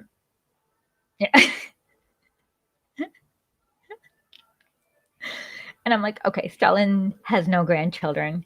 They just all died with Stalin. And it's best to not look deeper into this because yeah. He's like a weird artist in Georgia, and he was trolling Mango Press one day, and we're like, oh God, that's Stalin's grandson. Stalin will be embarrassed of him.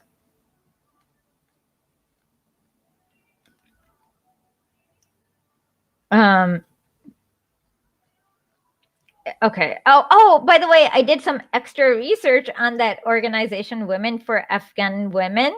And guess what? They're funded both by Ahmad Zubair Massoud, who is Ahmad Shah Massoud's nephew and Ahmad Zia Massoud's son, and Burhanuddin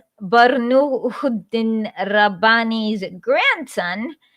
So basically, it's like this war, these like rapey.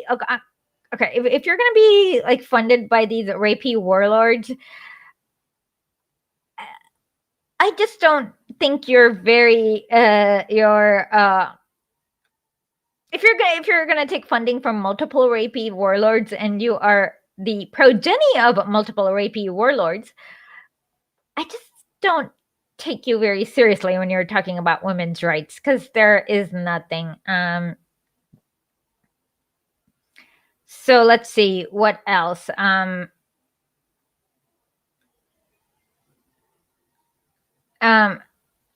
Anything else do we want to talk about? Okay, yeah. Most people don't, and that's why we need to read Lenin so we can understand how the financial system works, because Lenin explains it in really good detail, and he's not cringe and he's funny.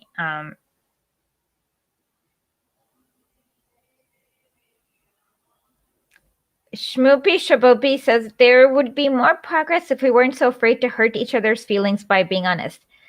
I actually don't think it's because we're afraid to hurt each other's feelings, because we're not actually most people are not afraid to hurt the feelings of like the waitress and then like people below them on the hierarchy.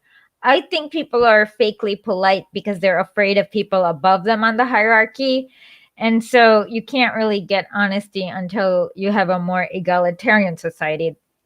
That's just my opinion. Like, I know, I hope I don't sound bad and kind of racially tingy here, but if you can, how do I explain? Like, if you look at the culture between China and Japan, when you ask somebody who is in China right now, like they're like very forthcoming about their opinion. You don't see the same in Japan. They're very passive, not passive aggressive, but they're very circular about giving their opinion. So that's just my theory, is that it makes just having a more egalitarian society makes people more honest. Well, Derek LaSalle, algorithms have evolved, and they've gotten more massive, but the system is the same. So they're doing more transactions at bigger volumes using automated algorithms to make that decision. But the fundamental action of buying securities and trading securities has not changed, if that makes sense. So what they can do is they can buy more securities in a shorter time because of computer automated algorithms. They can also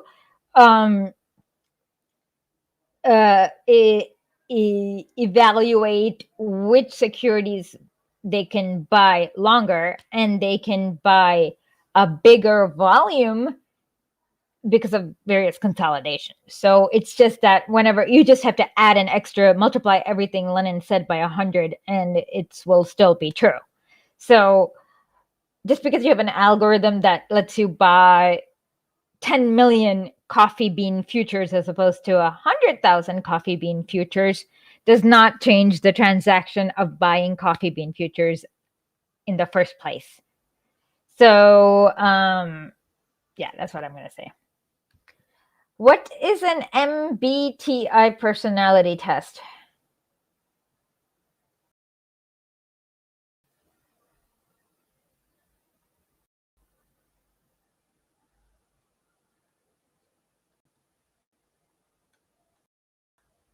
I don't know what an MBTI personality test is.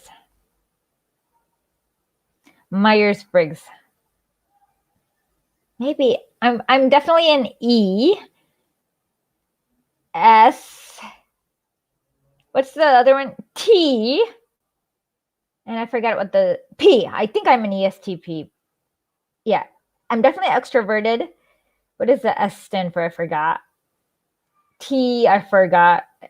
I believe I took it long, maybe when I was like 15 or 16 online or something like that. So definitely ESTP, I'm pretty sure. What's the difference between F and T? I don't know.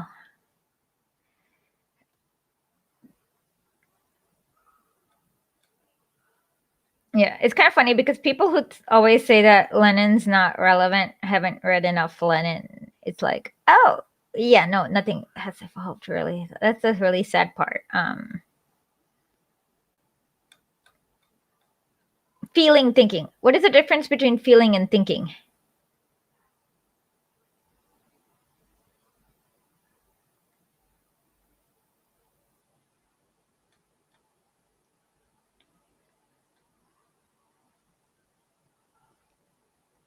Yeah, that's exactly what I said. The transactions have stayed the same. The volume has changed. I gave you the details.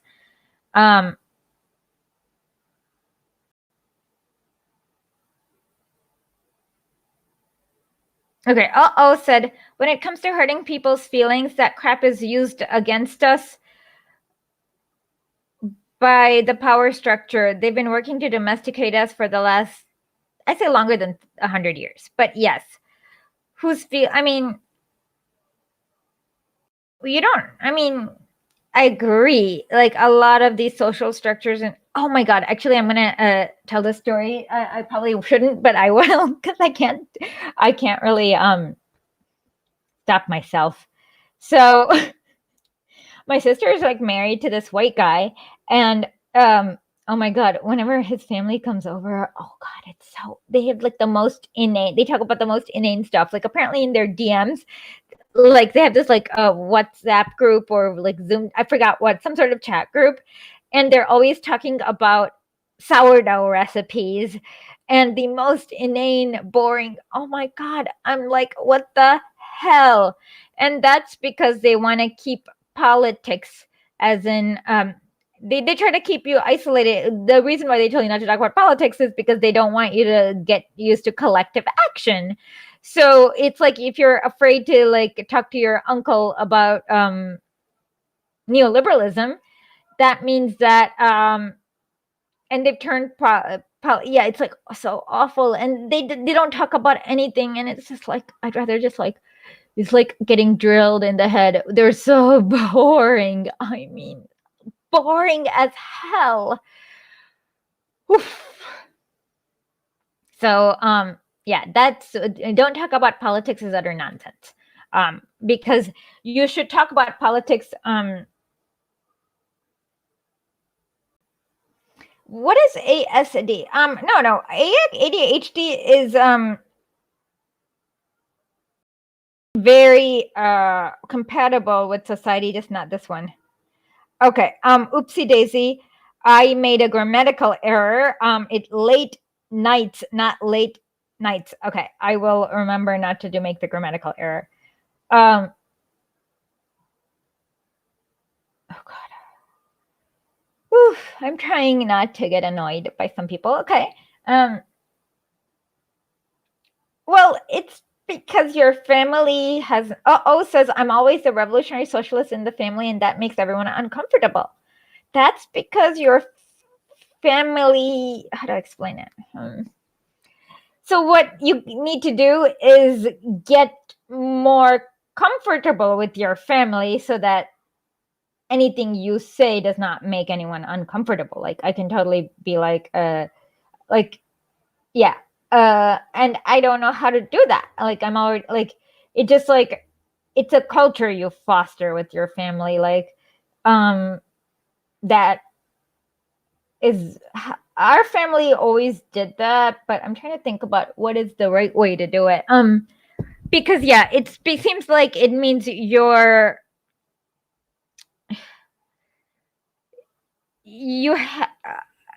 needs to be I guess you'll have to spend more time with all the members of your family and connect with them and talk to them and listen to them and do that.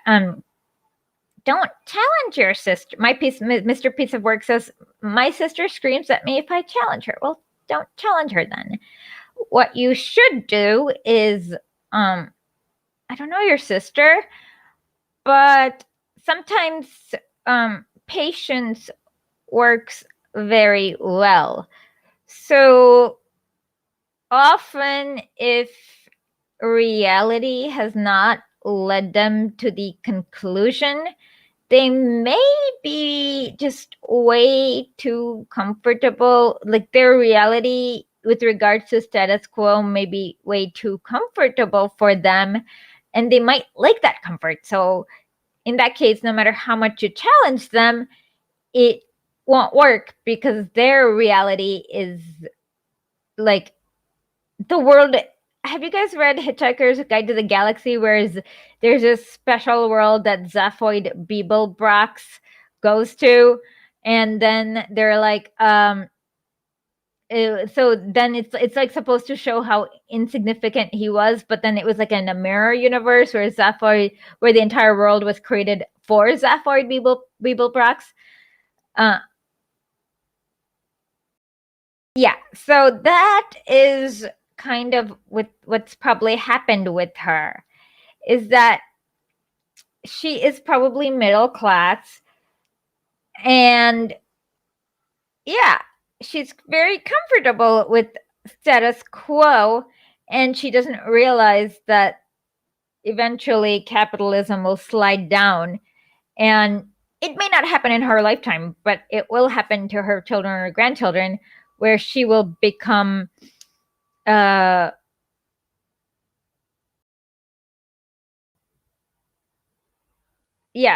she will become really yeah,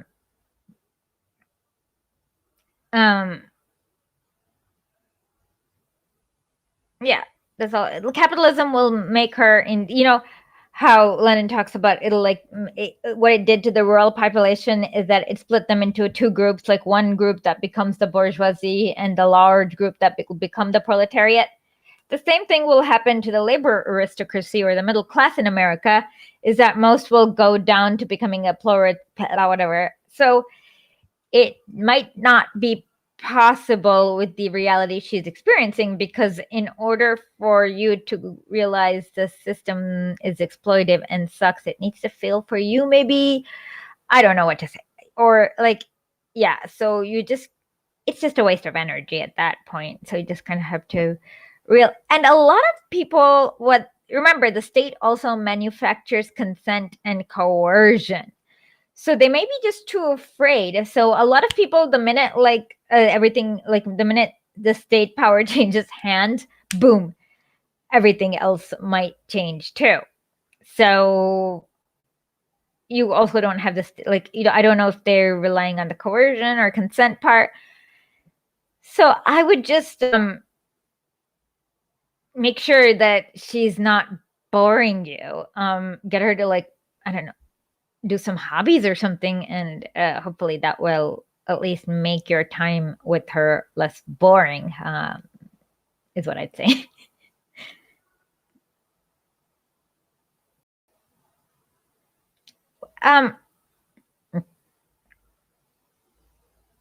So yeah,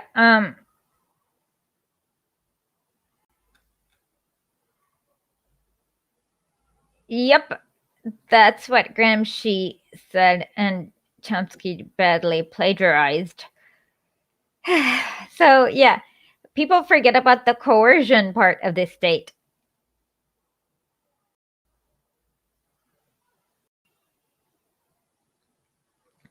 We are all let's see. Do we have anyone else to make fun of? Do we have anything else to make fun of?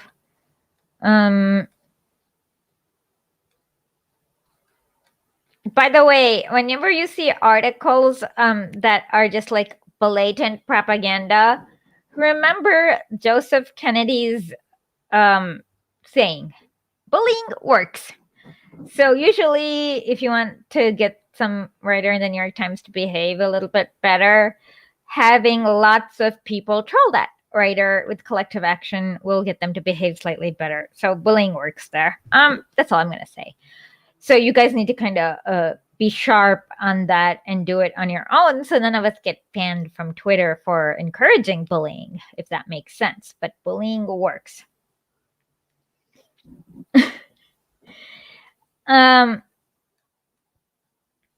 Let's see. So is there anything else?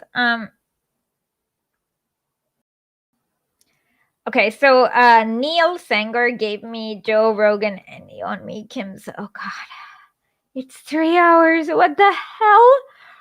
Oh my God. Oh my God. Oh my God. It's like, yes, we can always, yeah, send me a, okay, well, send me, Gani, send me a libertarian to make fun of right now, and I'll make fun of one. It's, they're painfully easy to make fun of.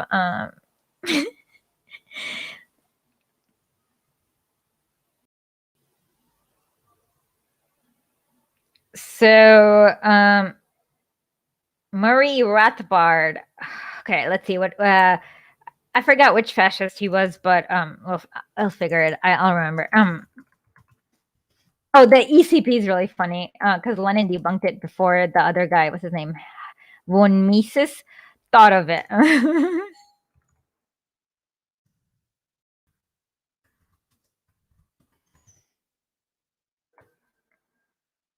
Okay, he was born in 1926. That makes him 20 in 1946. So he's a little too. He is a right winger in 19 whatever that year is. Okay, he received a Bachelor of Arts in 1945. Okay, so he's like I guess it sounds like he's the most fash adjacent dude who was not poison.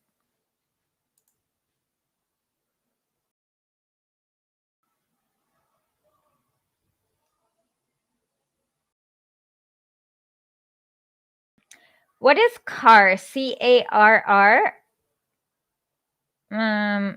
Center for Analysis of Radical Right. I'm usually very suspicious of that. Like there is like the Southern Poverty Law Center does this.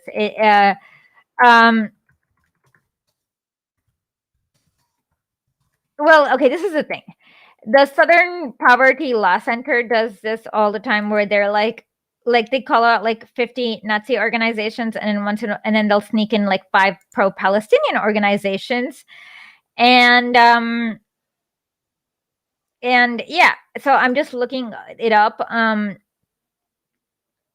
There is only one group that has successfully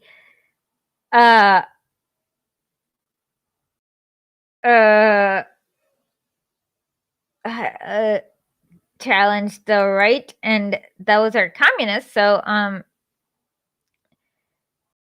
yeah, it seems I don't know what they do, but I would be suspicious of this. There's no, I mean, you can't really understand the right if you're not going to understand the economics. Oh my God, you should block libcop.org. Ayn Rand is proof that the Soviets were not authoritarian enough because they let her. How did they let her out? How to come? Yeah, it's like ACAD Euro spooks. I like that. That's a new word. We need to incorporate this. Euro spooks.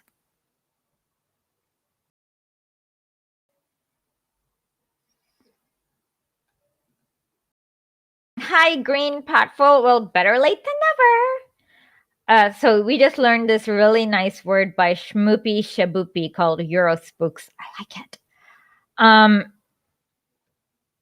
So we're going to use that in our vocabulary now. What was the argument you had with an anarchist and oh, okay, cool. Let me give it to Janet then, and maybe she can okay. Oh my God, no. Okay, this is the stupidest thing. Okay, the title. Okay, let me pre-bunk this. And I'll send it to Janet right now, and I will pre-bunk this based on the title before she plays it. So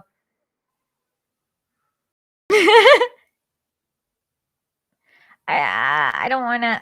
Okay. So let me pre-bunk this once she shares the title, because it's really stupid.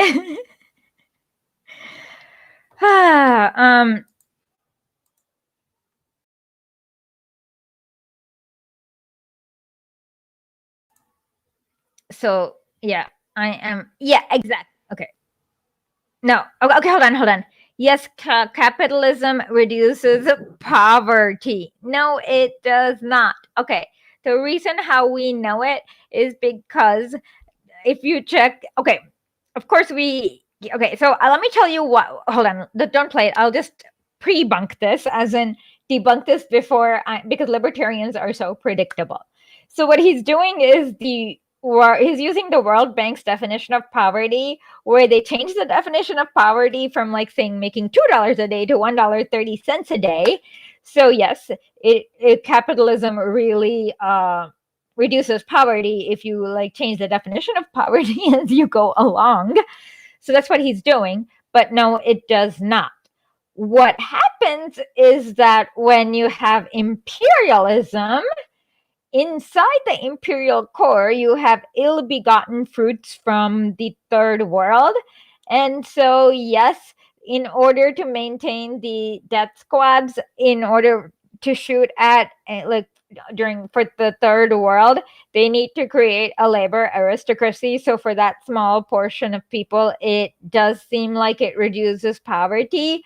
But if you look at the actual statistics, no. The biggest anti-poverty scheme in the world is the country of China, which is communist, and the Soviet Union too. And the reason why you don't understand how bad communist countries were is because communism worked really well. Okay, this is my pre-bunk. Let's see how good I was. The rates of extreme poverty, we are told, have plummeted under global capitalism. We are told that global capitalism has cut poverty by as much as 80 or 90%. This reminds me of my mother. Whenever I ranted about how bad the situation was today, she would tell me how much worse it had been before. Be grateful for the improvements, Richard, she would say. I wasn't convinced then, and I'm not now. These champions of capitalism are slick, I'll give them that, but here's why they're wrong. Their clever math comes from how they define poverty. According to the World Bank, anyone making under $1.90 a day is considered poor. Everyone else is okay. But that number isn't actually based on the living costs of any actual person. It's totally arbitrary. So Richard Wolff has a few lies right off the bat. Number one is he neglects to mention this is extreme poverty and not just poverty. Number two is the World Bank actually uses several different poverty lines. Here we have the 320 poverty line, and here we have the 550 poverty line. Pause. Next he says Pause. That's also arbitrary. So he has a poverty line. The World Bank has a poverty line for people who make less than $3.20 a day, and a second poverty line for people who make $5.20 a day. So yeah, that's literally what. So there have been, but let's look at the number of, can you just scroll back to the $3 line?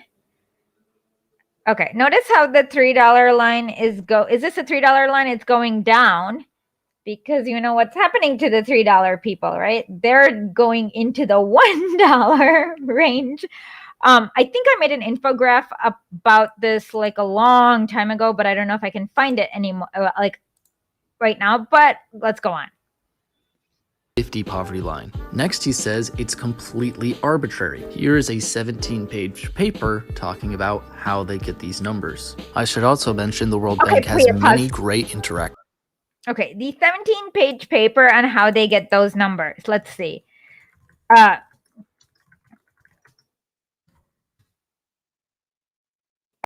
Okay, I read this. Oh my God. Okay. Oh, it's this one. Okay. Oh God.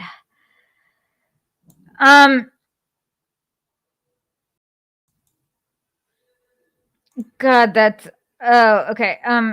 So can you just go back one frame?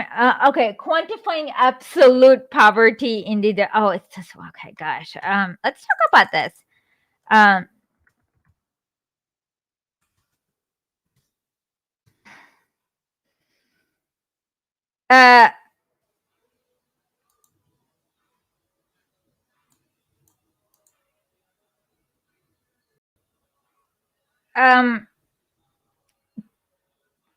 Okay, we estimated that it lived in, judged by the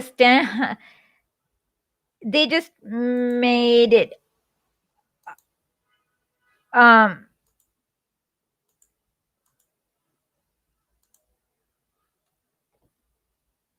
hold on one second, sorry.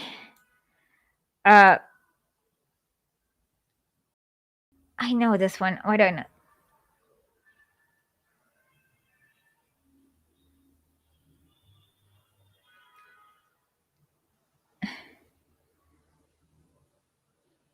Aggregate poverty. Okay.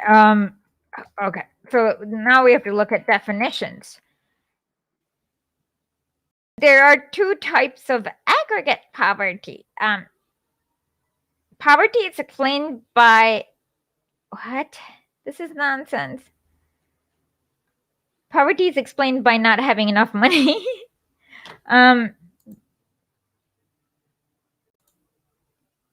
So let's look at what aggregate poverty is. Should consumption, what? This is like so much nonsense. I can't even with.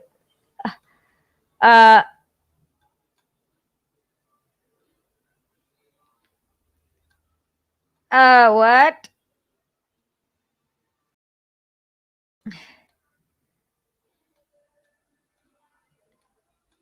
So basically, how they come up with it is the World Bank.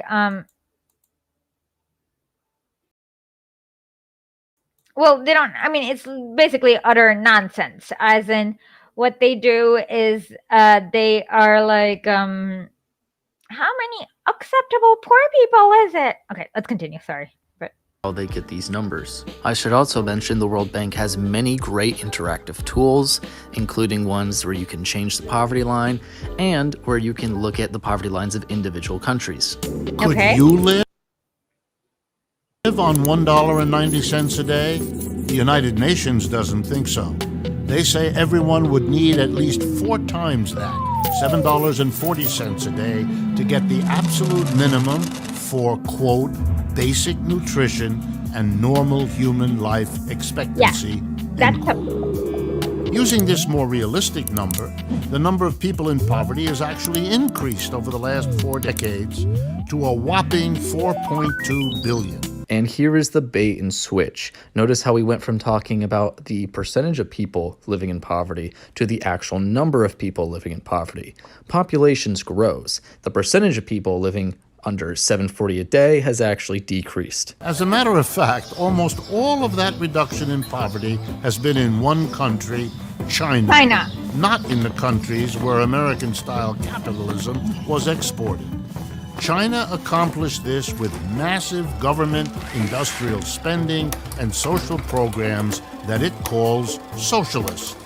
Notice how he wants to break down individual countries when he thinks it suits him, but not when it's the opposite case. The argument is that more capitalism reduces poverty. Obviously, not all countries during this time period got more capitalist. Venezuela, for example, decreasing capitalism and increasing poverty. Meanwhile, other countries like Sri Lanka around... Wait, no, that was just made up. That is absolutely false. because if you define poverty as economic freedom, this is economic freedom and not poverty. And no, because if you look at daily caloric intake, for life expectancy, food, literacy rate, healthcare, Venezuela, GDP, like in every imaginable way, Venezuela decreased poverty. So this isn't even poverty. This is economic freedom. Is like how fascist. The really funny thing is if you look at this and compare this to Hitler's thing, it's basically about how fascist the country is. Increasing poverty. Meanwhile, other countries like Sri Lanka around 1980 switched to a more free market system, No, they didn't. and poverty reduced Oh God. drastically. no. When Wolf talks about Go ahead.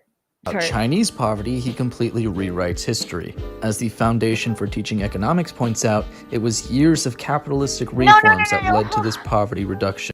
Capitalism is not when you sell things. So what reduced, okay, remember how labor is tied to industry? So what Comrade Deng did was that he was able to get it was just like Stalin's 5-year plan, in that they wanted to control the means of production. So they banked on the overconfidence of capitalists to be able to ruin China. But that did not happen. And we got Xi. So what? That's not like, no, open a market, like just because market is a place where you sell things. So allowing capitalists to like make stuff does not make your country capitalist if you're still controlling the means of production. They just got the capitalists to destroy their own industry and not control the means of production. So this is like capitalism. Socialism is not when the government does stuff, and capitalism is not when you sell stuff. Okay, let's go on.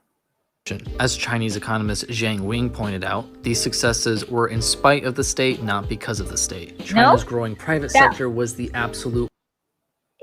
Without a state, you don't have markets. Let's look at what happens when there's no state. Afghanistan. You need a state because corporations don't exist in nature, blah, blah, blah. And I bet you they probably mistranslated him and took him out of context if he's not like a Chinese version of Gusano. Okay, let's continue. China's growing private sector was the absolute backbone of China's success, always far more efficient and productive than the public sector. Pause. So yes, it is very clear. Okay, what things does China allow to be privatized? What things are they allowed to be public? So China does not allow you to privatize energy.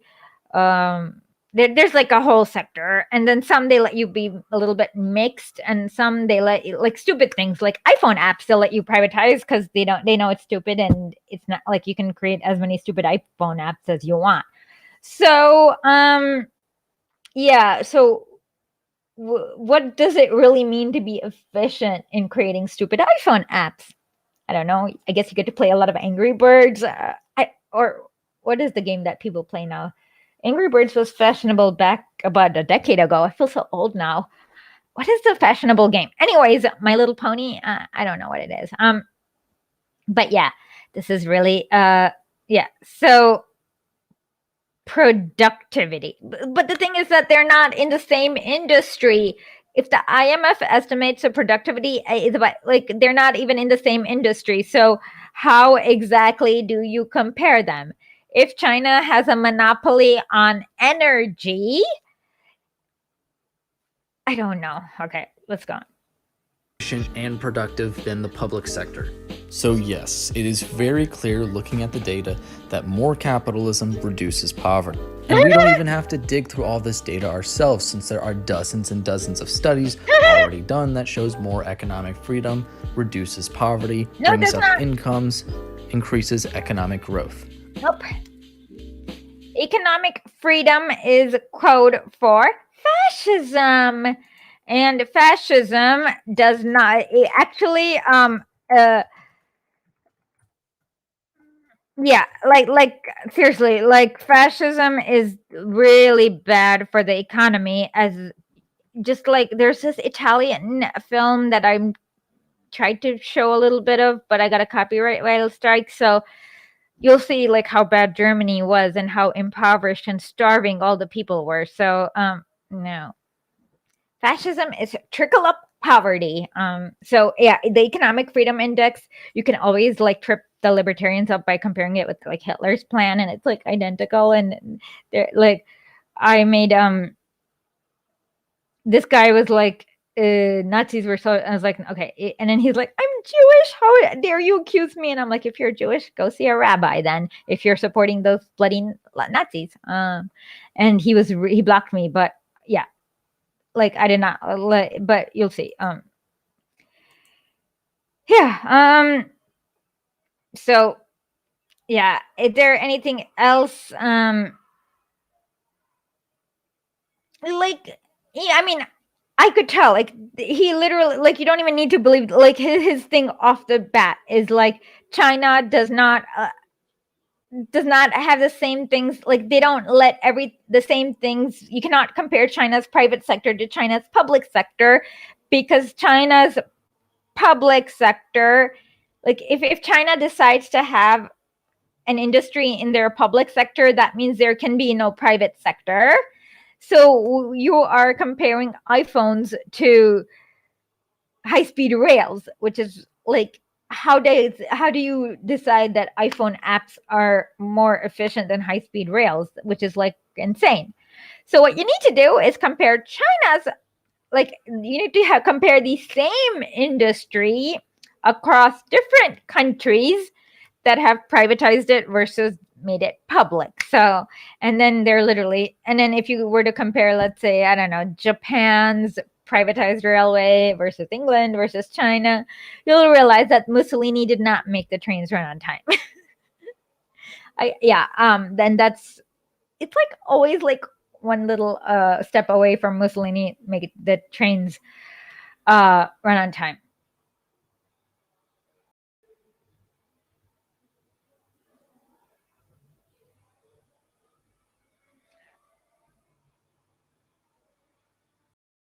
The IMF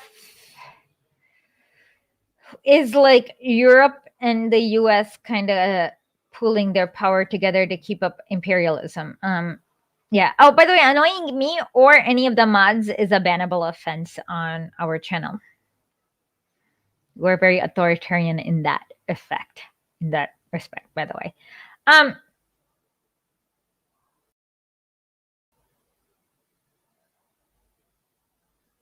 And Shmupi Shabupi said, be careful of decreasing too much poverty. Otherwise, the US might have to come in and export democracy. So that is literally the State Department memo they wrote about Cuba being a threat of a good example. Let me see if I can find it. Found it. Okay. Let me share it with Janet to see if we can go over this again. So yeah, it's like, oh my God, Latino, like if we let Cuba succeed, Latinos are gonna ask for things like food and and that can't happen because that will destroy our civilization if like South Americans feel entitled to things like food. And that's literally what they said, with Cuba being the threat of a good example. Yes, the whole reason everything went to hell in India is because the Soviet Union collapsed, and what's his name? It was not Vajpayee. It's the one before Vajpayee. Narasimha Rao. Yeah, Narasimha Rao. Oops. Yeah, this is the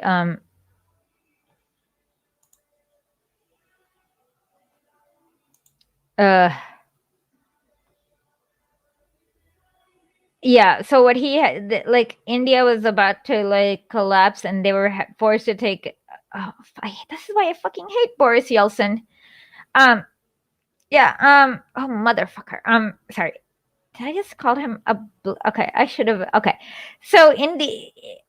Okay, I'm gonna let you guys in on a secret. Like 90% of my politics is based on what happened to, like, whether people were good to India or bad to India, and it's been a good metric. But yeah, it was Narasimha Rao, and he was forced to take this like massive structural adjustment scheme.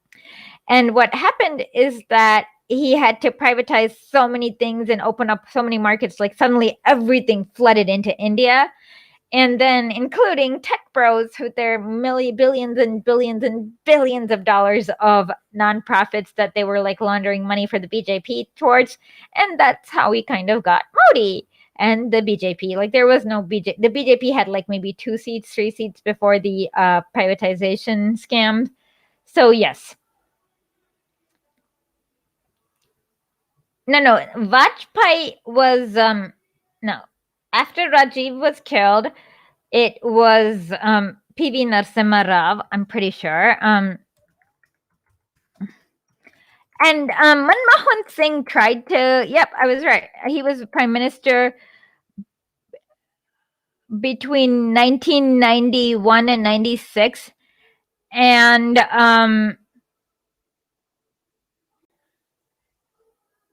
then the next one after that was Atal Bihari Vajpayee, and then it was okay, Manmohan Singh did a lot of neoliberalism too. I was wrong. Okay. Oh God. Okay. No wonder. We got Modi after that. Okay.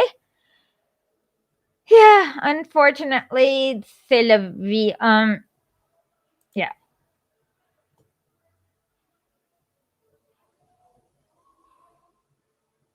Yeah. Vajpayee was like there was no BJP before. It was just like. Well, that is the plan, Shmoopy Shaboopy.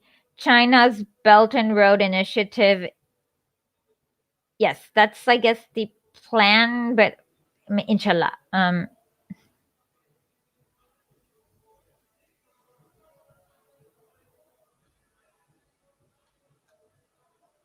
Yes, I forgot. You're right. Green Potful Manmohan Singh played a key role in 1990. Yes. Oh, he was the London. Okay, I got him confused with somebody else then. Yes, he was the London School of Economics dude. What's this? Manmohan Singh. Yeah. Is he dead or who cares? He's probably yeah.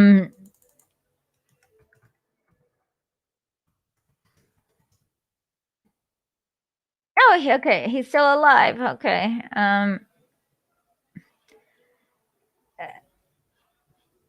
And he was prime minister for 10 whole bloody years. Okay. God. Modi is the worst. What about VP Singh? Wasn't he there like the prime minister for like 6 months or something? Yeah, but basically it all happened because the Soviet Union collapsed. Or mother bleeping Boris Yeltsin. That we should. Oh God, I hope he's in hell, burning forever. Anyways,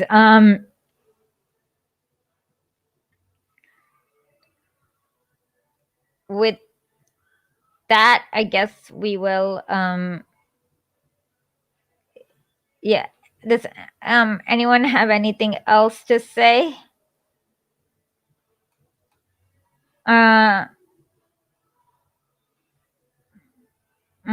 I guess not. Okay. Well, I'm going to try my new greeting. Смерти фашизму, свободу народу.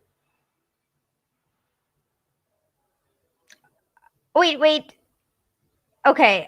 Neil Sanger asked, "Have you ever done a whole show on the BJP?" I want to, and I discovered this really cool paper that about the start of the BJP. Like they were mostly okay. So Sindh is the Sindh is the river between like it's in mostly Pakistan, current day Pakistan, but it's kind of like the main river that I guess separates the Indian subcontinent from the rest of Asia. Well, majority, like a lot of the beginning people of the RSS or the BJP, I forgot, were Sindhi zamindars or feudal landowners who were upset that the partition stole their slaves. And they were what's his name? LK Advani, he was a Sindhi. So yeah. Uh, um I'm only learning Russian right now. I can speak some Indian languages and English, y yo hablo español también. Yeah. मुझको थोड़ा थोड़ा हिंदी आ गया. Nange Canada ಚೆನ್ನಾಗಿ ಬರುತ್ತೆ. Yo hablo español muy bien, como si fuera una española. I speak English, of course. Я изучаю русский язык. Vaddu nange Telugu. I don't know how to say it. Telugu vaddu, Telugu ledu. I don't know. I've been to Hyderabad though once. Do you speak Telugu? Yeah, Hyderabad's really a cool. Everything there. Kannada ತುಂಬಾ ಚೆನ್ನಾಗಿ ಬರುತ್ತೆ ನಂಗೆ. So Kannada, my native language is Kannada. So in Hyderabad, it's a city in South India, and it's known for its super spicy food. So when you have a Hyderabadi biryani, it's like very, very good, but it's like the most spiciest thing you've ever eaten. And yeah, so that's Hyderabad. Yeah, so I've been to Hyderabad, but not where Gani's from, which is a little south or north. I don't know. Is it still in Andhra, or is it in, like, they split the state of Andhra into Telangana and Andhra? Yes, I mean, I would convert to Islam if I could. Now, I'm embarrassed enough about Hindus that I would totally convert to Islam if I didn't have to learn stuff. Like, yeah. Because you have to, like, actually, like, oh, Hyderabad. Okay, so what's the capital of Andhra if Hyderabad is in Telangana? We had Karthik over to talk about Stalin and the Tamil movement a few weeks ago. So check out our episode with Karthik Purushottama. So what's the capital of Andhra right now then?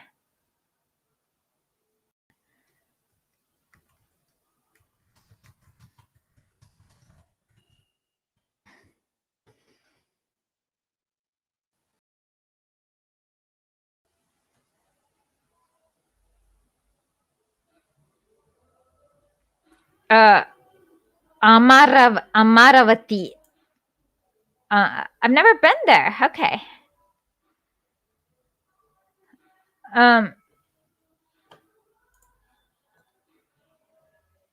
Vijayawada. Is Vijayawada in Andhra or Tamil? You've never been to Vijayawada? I don't know. Yeah, like I said, the only city I've been to in Andhra is Hyderabad. It's a very beautiful city. Like Golconda Fort was my favorite part.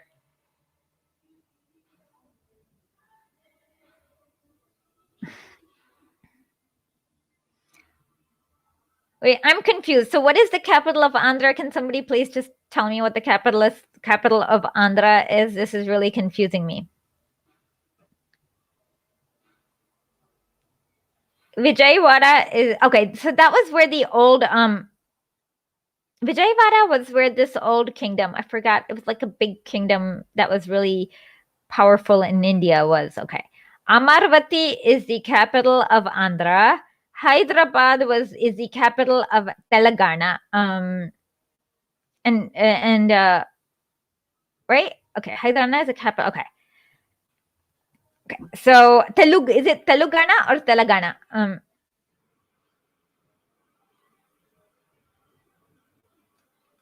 So yeah, but yes, I definitely want to do an episode on BJP, but like I'm trying to find the right guest for it.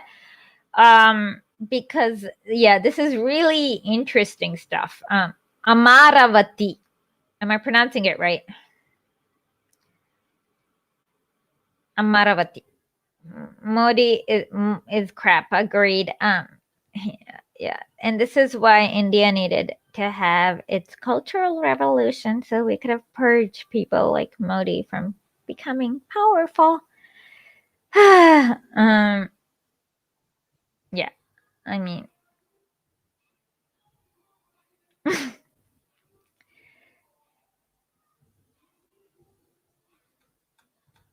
Modi is, yeah. I don't. Oh, he did worse. I don't know if he did worse than persecute. So there was in 2002 there were riots.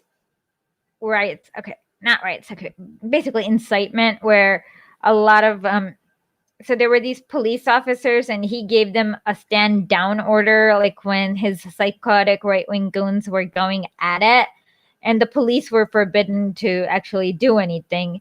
And there were like I had a friend who was a journalist who exposed, like, there were these text messages that were going on where he gave all these police officers a stand down and like just watch order. So he did more than persecute. He was there's a lot of blood on his hands. There is a local Tamil Nadu party called NTK,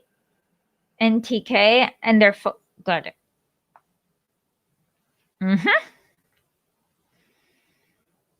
Well, my favorite troll is that in Kerala, the BJP tried to take down a Lenin statue, and now they made after they destroyed the Lenin statue in Tirumalli. In Tirumali, they put up a 12-foot long Lenin statue. So I was like, wow, no, that's a good troll. Yeah, now we should. Yeah, now no one's gonna take down a Lenin statue. So, anyways, with this, I will really go, and I will use my new Serbio-Croat greeting, which is Smirti Fash. Oh, yeah. We also did an episode about Kerala. So just check out our episode with Josephine. We talk a lot about Kerala. Don't feel out of loop. Learn about India so that you don't feel out of loops, because you should learn about India because it's the number 2 most populated country, and there are a bloody billion of us, and that's 1/7 of the world. So don't feel out of the loop. Start learning about India. You guys all should learn more about India because we are 1/7 of the world. And check out our episode with no, we don't have 1.8 billion yet. That's not true. 1.366 billion. And China is 1.39. The United States is so pitiful. It's like only 328 million. So yeah, we're gonna be taking over, I guess. So with that, don't feel out of the loop. Ask questions, and we Indians love talking and answering and giving 10,000 opinions about everything. Like, you'll notice that every Indian gives a lot of advice and a lot of opinions. Indians are not shy about opinions at all. Like, at any second, like, they love giving opinions about everything. So keep asking, so don't feel. Of course, I was happy when India wins a gold medal. I'm always happy when India wins a gold medal. So yeah, of course. China's already brought Pakistan pretty close in that they are initiating a few good projects, and it sounds like and Imran Khan's like no bloody way to having like the CIA. So Pakistan has basically kind of yeah. So yes, India will eventually get there, but it will probably be through different means, I guess. Inshallah. I mean, yeah, India should not be a U.S. comprador state, and unfortunately, as long as you have like psycho Hindutva, psycho Silicon Valley tech bros. Okay, so Old Gringo asked, what happened between the border dispute between India and China? Carl Zott explains it really well. So what happened was that when the British invaded, they gouged some land from China. But then when they just kind of handed it over to India, there was like a treaty, like China was in a civil war back then. And the British were like, okay, this is going to be India.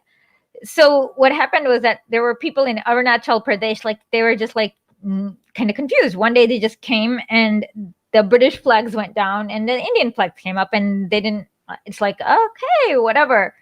So but then the thing with the colonial, if you've had been under colonialism for hundreds of years, you get very, there's an instinct of being very protective about your land because you have all these people stealing. So, and the people who come into power, like wouldn't have come into power if they weren't really like that protective about their land. And that's kind of why India and China had a war, or I don't know if it's a full-blown war, but okay, one was a war, one was a lot of skirmishes, and then you always have them get, and then they banned weapons on both sides, so you have them getting into lots of fist fights with each other over the border. But yeah, that was where it was like there, I guess. And yeah, and then the Dalai Lama kind of forcing himself upon India did not help. Like Nehru was like, did not want him there. And then he's like, oh, fuck, we have to deal with this idiot because we have religious nut jobs here, kind of thing. So there's a huge anti-China sentiment in India, and it's being cultivated by the Hindutva psychos. And they are total psychos. Well,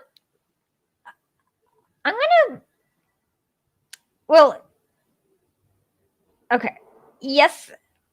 Okay. I'm just going to say that, okay, this is what happened with, okay, the Pakistan situation is a little different. So when each state got to decide whether there is like India or Pakistan, what happened was that Kashmir had a Hindu king, but was majority Muslim. And then he was like, oh, okay, we want to be part of India. And the king let India take over. And they're like, okay, cool. But then when the Nizam of Hyderabad was, I believe there was majority Hindu in Andhra, while he was Muslim. And he was like, oh, we should have a referendum. And they're like, okay, don't be stupid. Look at the way your land is. This is really stupid. And they shut him down, which was right, because it's a stupid idea to have Andhra be part of Pakistan. Like, it's a really, really stupid idea. So, so there was an unfair treatment, and then Nehru did not actually develop Kashmir to end its poverty, to end its end all the suffering and things like that. So then the Zia ul Haq happened, and then he kind of sent a lot of psychos over, and so it was a different situation, I'd say. The India-Pakistan skirmishes or wars or whatever is more justified than the India-China ones. But yeah, India was never. I actually wrote an article about it called "When the Looting starts. Let me send this article. But India was not one country. No, there was 4 or 5 kingdoms. There was the Karnataka kingdom, which is ironically not in Karnataka.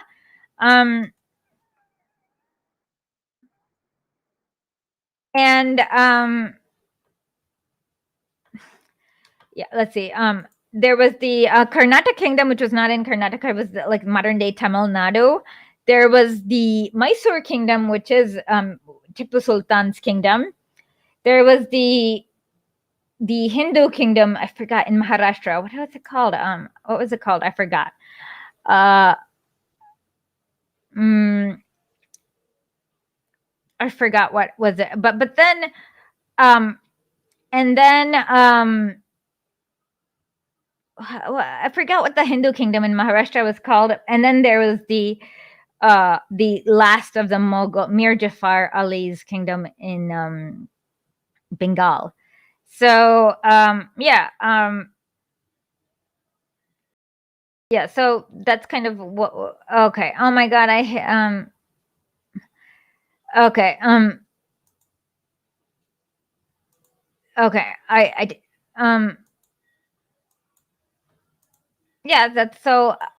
Shivaji, yes, that's it. Shivaji. And and the word looting comes from the Hindi word lutana, which means to steal. And it's funny how many words Maratha. Okay, how many words from India for steal that they had to borrow, like lutkai, chori, no, dacoit. What is it? There's loot, whatever. Okay, well, I like Nehru's writings a lot. So he was the first person to have a unique like he really thought like I like the way he thought about Genghis Khan in the thug, loot, and dacoit. Yeah, Genghis Khan, chori. Yeah, Genghis Khan Genghis Khan was responsible for making the modern world.